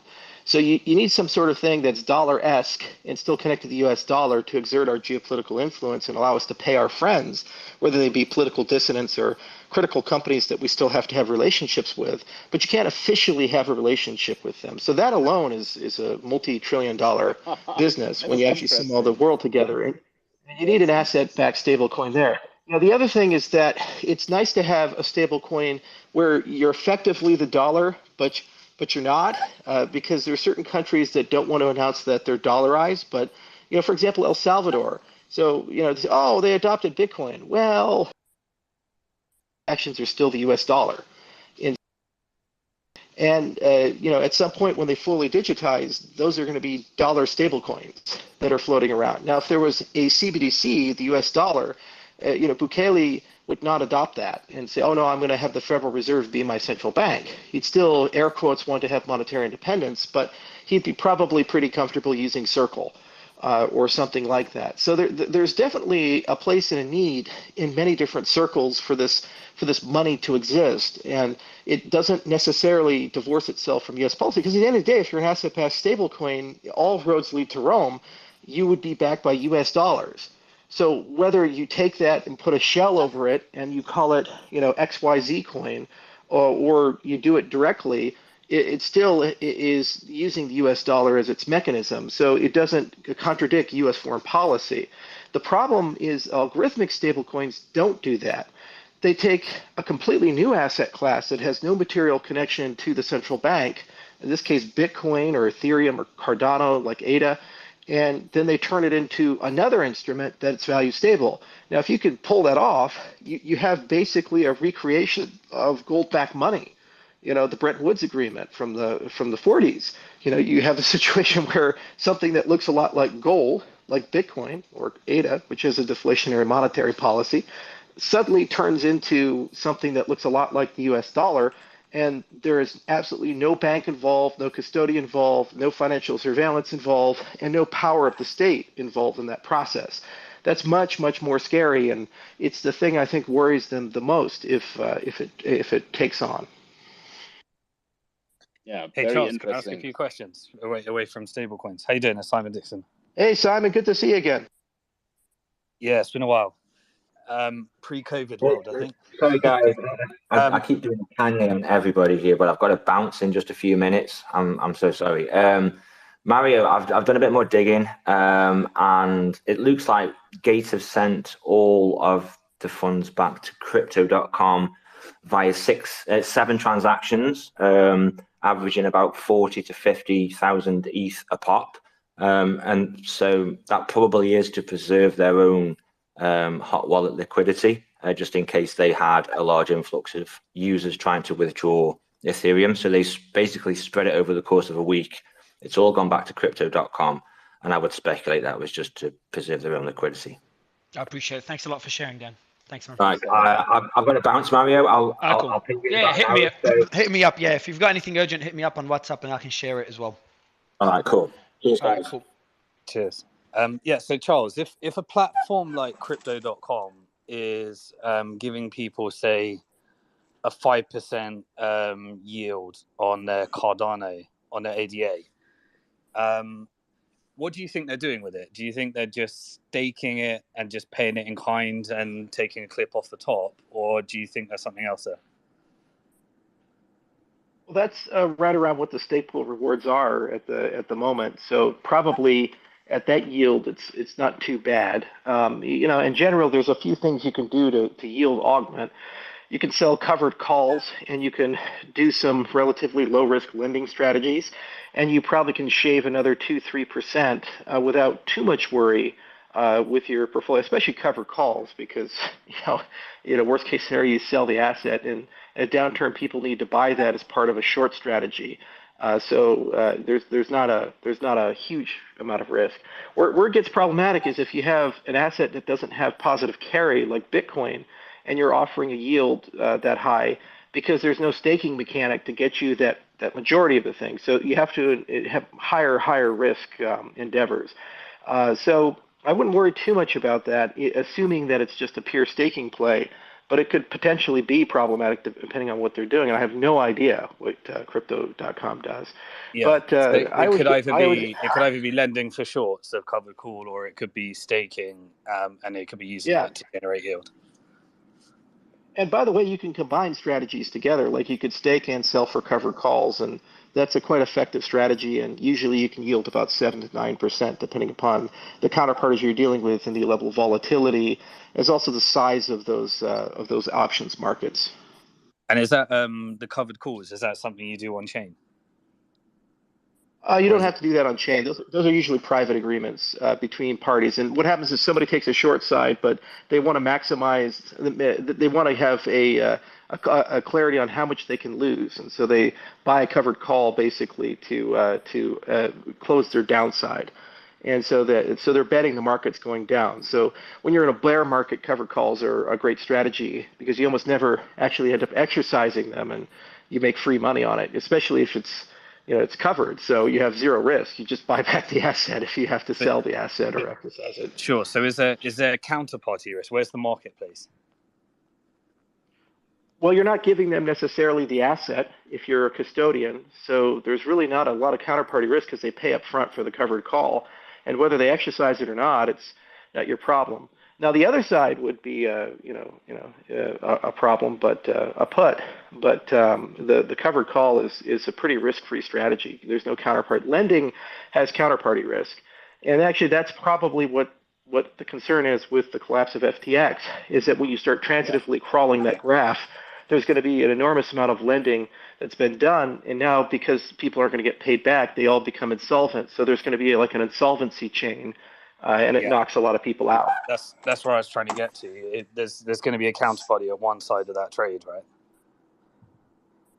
Yeah, that's why I mentioned saying like 5% yield on Bitcoin is problematic, because that's really the only strategy where you're going to get there with Bitcoin is a lending play, and you have to be really sure that your counterparties are solvent. Yeah. So it's when, like, when someone says crypto.com says we're about to publish our one-to-one backing. I'm like, well, if you're generating yield, it's impossible to publish a one-to-one backing. If the instrument doesn't have built-in yield, then yeah, absolutely. You can just publish who owes you money, but then are those books clean? So I'm a little dubious about that. Simon, can you, just because there's a pretty large number of people in the audience and many won't understand, can you explain it in 2 sentences for the audience, the point that you and Charles are making? Yeah, so I mean, basically, if you own stocks in the traditional market, then some people want to make money of those stocks going down in price. And so if you're a long-term investor, like an institutional pension fund, then you can hold those stocks in custody, which means that they still hold title to them, which means they own them, it's in their name. But then you can lend it to somebody else in order to sell it and buy it back cheaper. And then you are like renting out your shares and you receive yield and an income. And so this happens a lot. And this is how you have like shorting in the traditional markets. Yeah. What the hedge funds did with the GME fiasco in 2020, if anybody remembers, that's what he's talking about. That's what they do. And that's what happened. And people called them out in their bullshit. And that's why GME and the whole AMC stock market craze started the whole meme crap. So with Wall Street bets, if you remember. Some ADA.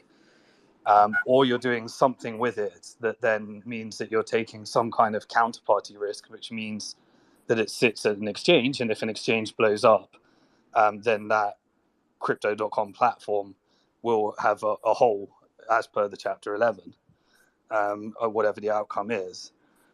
Or they'll be taking some kind of trading risk in order to generate that yield, which means that they're doing something. And so this is where the whole disclosure comes, because when you're managing your risks, you're not depositing at a bank with, insurance, a government bailout, and everything that comes with that. You just need to understand that they are implementing a strategy. And if it's staking, it's a different type of risk than if they're trading. And then you need to understand the counterparty. So that's why you have securities, so that you can have disclosures on those things. And so what I'm trying to get to is, when a platform like an exchange, all they need to do is hold custody to those. When you deposit at an exchange, you're doing the trading, and they just need to make sure that they've got one-to-one what you have. But when you're investing in a security, then you are taking risk, and therefore you need to understand what risks you're taking. And so they can't guarantee. And so when all of these platforms are facing massive withdrawals, they have to keep some of their funds to meet withdrawals. And depending on whether they sold you a security that had a fixed term contract, i.e. you're locked up for 3 months, 6 months, a year or something, like in traditional market would be a CD, where you're fixed for a term and then they go out and invest and on that term. So I'm just trying to help people understand that there are risks, and in these times when people are withdrawing, there's going to hit a certain point of inflection at which it goes into liquidity risk. And if they're taking risks like they are with FTX, then it goes into insolvency at a certain point. So my question would be, and Charles, a more general question: is the solution, at least in the short term, purely cold wallets? Because with the lack of clarity that we have, and how intertwined all the exchanges are, it's impossible to trust anything at the moment. And everyone's saying Binance could be the only exception. Others disagree with this, and like Kim would disagree with this. So is cold wallet the only solution for users listening to us now? at least until we get more clarity and things settle?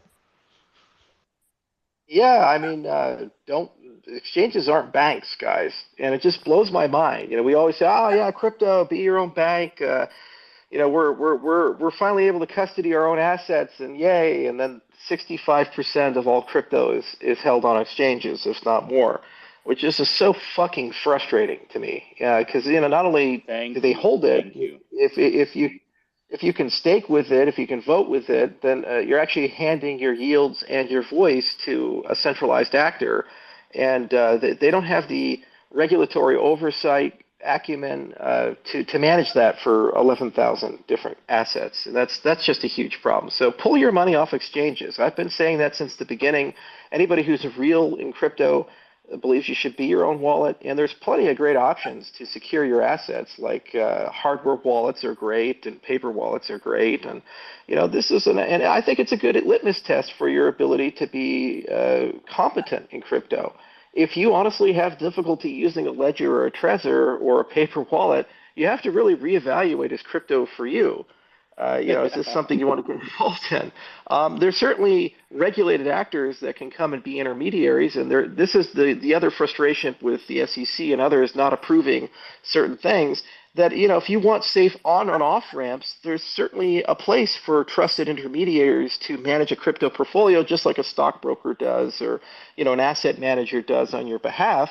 In which case they'll use custodians, and they'll properly store things, and they'll have great security policies because they're regulated actors in that respect.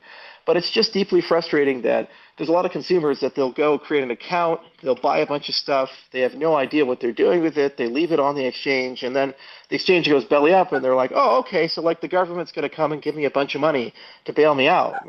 We say, no, it's not. It doesn't work that way. Oh no, that means all crypto is scam, and we need to shut the market down because I lost some money and this person scammed me.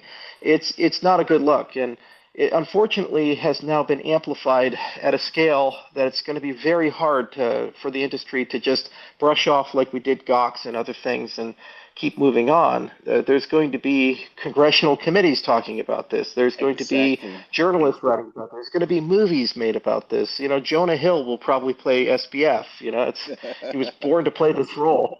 So it's going to be a little difficult to digest. I totally agree with you, and I'm happy that you say this, that you've been outspoken against people putting their crypto on exchanges for years. Same here. And Elon came into the space yesterday and has said the same thing to everyone. Not your keys, not your wallet, he said. So it's really important for everyone to understand in a time like this, it's better to be prudent and careful because we don't know the domino effect of FTX and how it's going to affect other exchanges. I think just the FTX story itself is going to have a negative effect on crypto as a whole. You may see prices go down even more. And because crypto is such a speculative asset at the moment, these stock markets are going to come under pressure if all the economists that are telling us this are right. And that is also going to affect crypto because crypto is not, the strength of crypto right now is not utilization and everyone is using it and that's why it's so great and that's why the value is so high. No, I mean, most people are having it, for speculation and as a store of value with Bitcoin, so the whole game of crypto is going to be affected by this. We don't know how big the magnitude of this effect is going to be, but the safe thing to do now for everyone, at least for a period of time, is not to have any of your crypto in any exchanges. I want to just quick update for the audience. We've got a lot of speakers wanting to come up, and I am getting some information about FTX and crypto.com, which I'll let the speaker share in a bit. Charles, another more general question for the audience. We used to do this, we still do this show, or we used to do it twice a week. Now it's pretty much daily. And whenever I talk to various players in the space, the general agreement, most of them, is that we won't see a similar ice age to 2018. the space is much bigger. Adoption is a lot more adoption, and the space hasn't matured, but is matured compared to what it was in 2017, 2018. Now, we're in a different position now. Do you see a similar long bear market as 2018? Could it get worse? Could it be longer, considering how bad the situation is after FTX? Well, I think that crypto is not divorced from the macro economy, and so it's more of a question of how long do we think the global recession is going to last, and how long is it going to take to clear the COVID damage that was done to the economy. They shut all the countries in the world down and shut all the supply chains down, and geopolitics then got in the way, and half the world has to hate Russia, and so that created some issues, and now there's a soft Cold War between China and America, and it's already having a huge impact on chip manufacturing, amongst other things, and it's only going to get worse. It's not going to get better. So these events are not divorced from crypto valuations. When COVID came out, I thought, oh, well, crypto is going to be a contrarian asset. So when the world economy is not doing well, crypto is going to go up. And that turned out not to be true. When the world economy collapsed, crypto collapsed, and it was blood in the streets. And then when all the tech stocks went up and suddenly made Elon Musk $250 billion, and Apple's worth $3 trillion, and everybody's doing well, and Zuckerberg is spending $15 billion for his metaverse and doesn't even need legs because fuck it, we're so rich. Crypto went up to the moon in 2021. Tech stocks and crypto were highly correlated. So you're going to have an opinion on what do you think is going to occur with the global debt crisis. The U.S. has over 34 trillion in debt. It's getting worse. European Union's not doing any much better. A lot of Western powers are not looking so good if you actually dig into their balance sheets. Inflation's at 8%, and that's the official number. It's probably more like 12 to 15%, depending on how you want to cut it and measure it. Where does that lead? Does that lead to a real estate crisis? We've already seen that occurring in China. In fact, it's gotten so bad they have banks. There's like tanks at banks and soldiers going around. I think COVID zero has nothing to do with COVID. I think it actually has everything to do with having a mechanism to shut cities down in case they become a little rebellious because their money's gone. I mean, it's worse than the 2008 financial crisis where people were collateralizing stuff with homes, and maybe the homes were not worth as much, but at least it was an actual home. In China, you have a debt crisis where it's collateralized with a house, but the house was never built. So it's like a fantasy collateral, and that's like 10 times larger in scale than what we had in the United States. And so it's a very bad crisis that nobody talks about. So that has to clear one way or the other.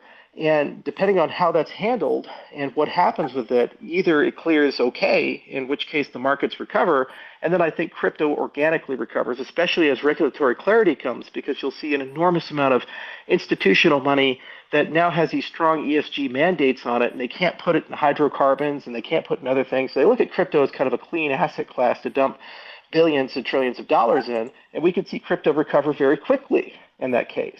But if the global markets don't clear, and if there's a crisis like a conflict between the United States and China over Taiwan, for example, that could knock the entire world into a debt crisis and a global depression, in which case crypto, if it's running a cyclic asset, runs with the markets, would be, go into a dramatic depression. If it's a counter-cyclic asset, it'll go to the fucking moon, and it'll be a safe harbor. So it's really your opinion on what dynamic do you think is going to hold.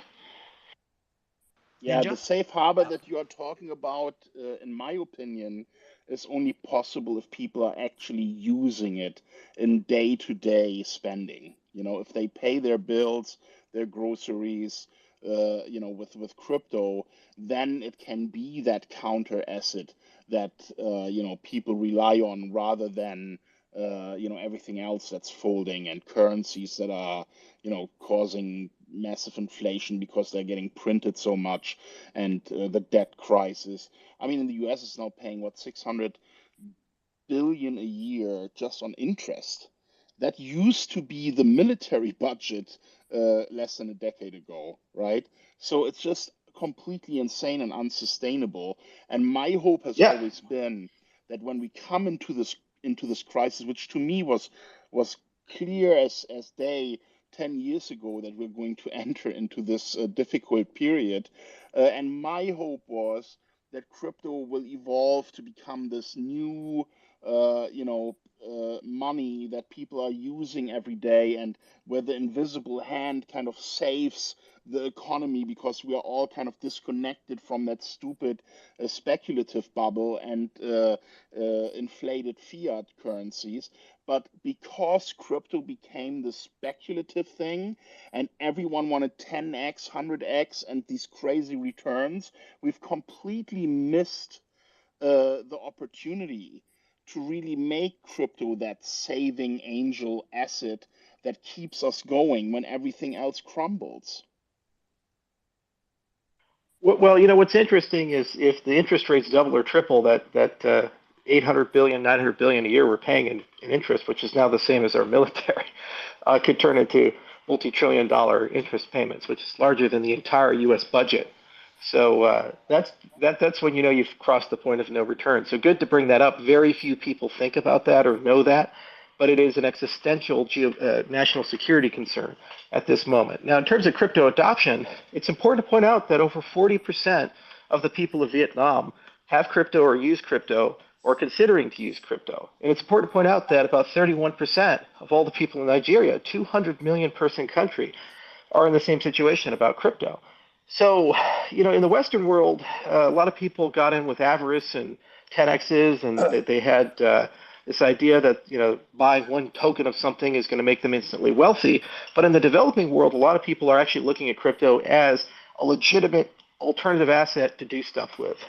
This is why we've always been so focused on Africa, Southeast Asia, and other places, because we said, well, in 10 years, that's going to be the market, and that's going to be the market that matters, where good returns are going to come from, and real use and utility is going to come from, because they're already used to having weak sovereign currencies, capital controls, and a litany of other things that make it difficult to actually run a business and do global business, as well as save without fear that the government's going to take your money or a currency crisis is going to destroy all of your value. So if you look at it, it's not going to be ubiquitous where it's a depression everywhere for crypto.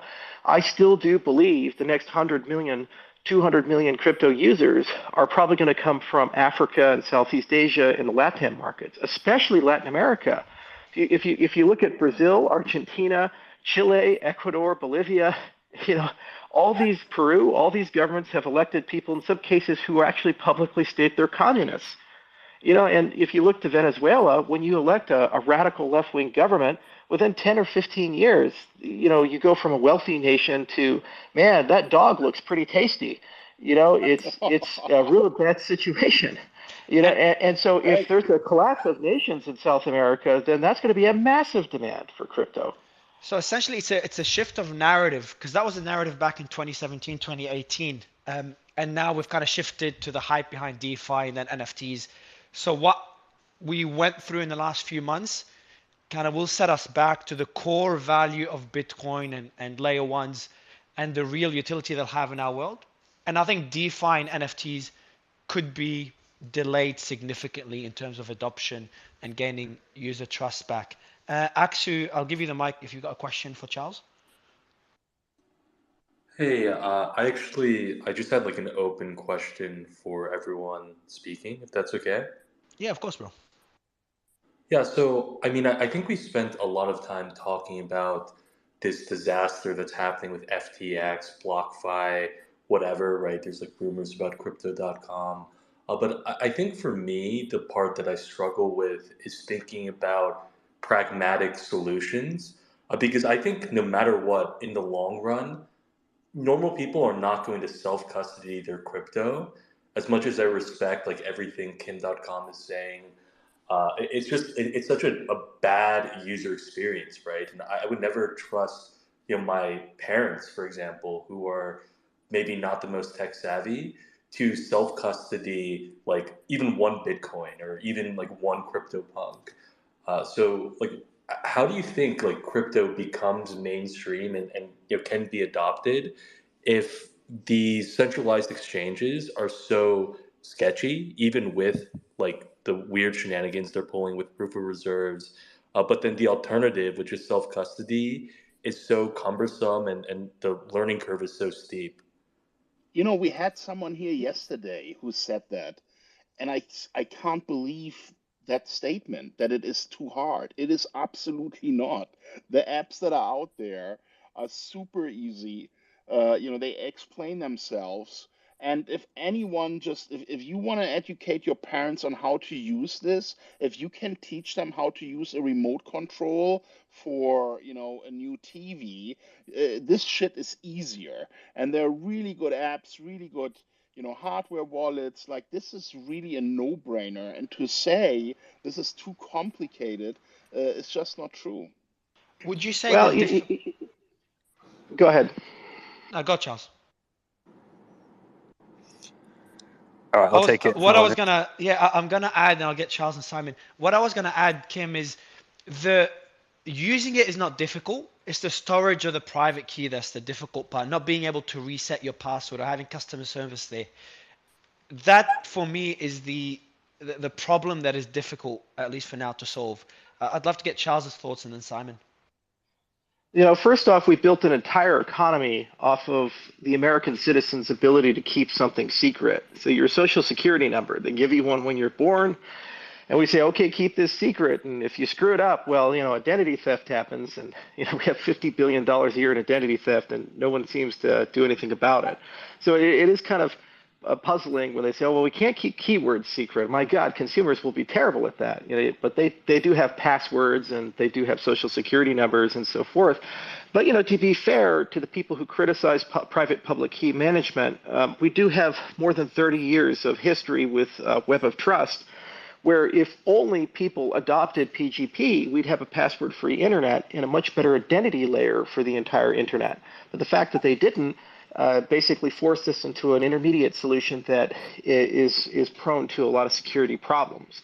That everybody who's ever built a website, Kim, myself, and others, has always had to deal with, and it's always been a frustrating concern. I mean, life would be so amazing if your customer identifier is a public key and you don't have to worry about passwords or any of these things, and login is a challenge response, you know?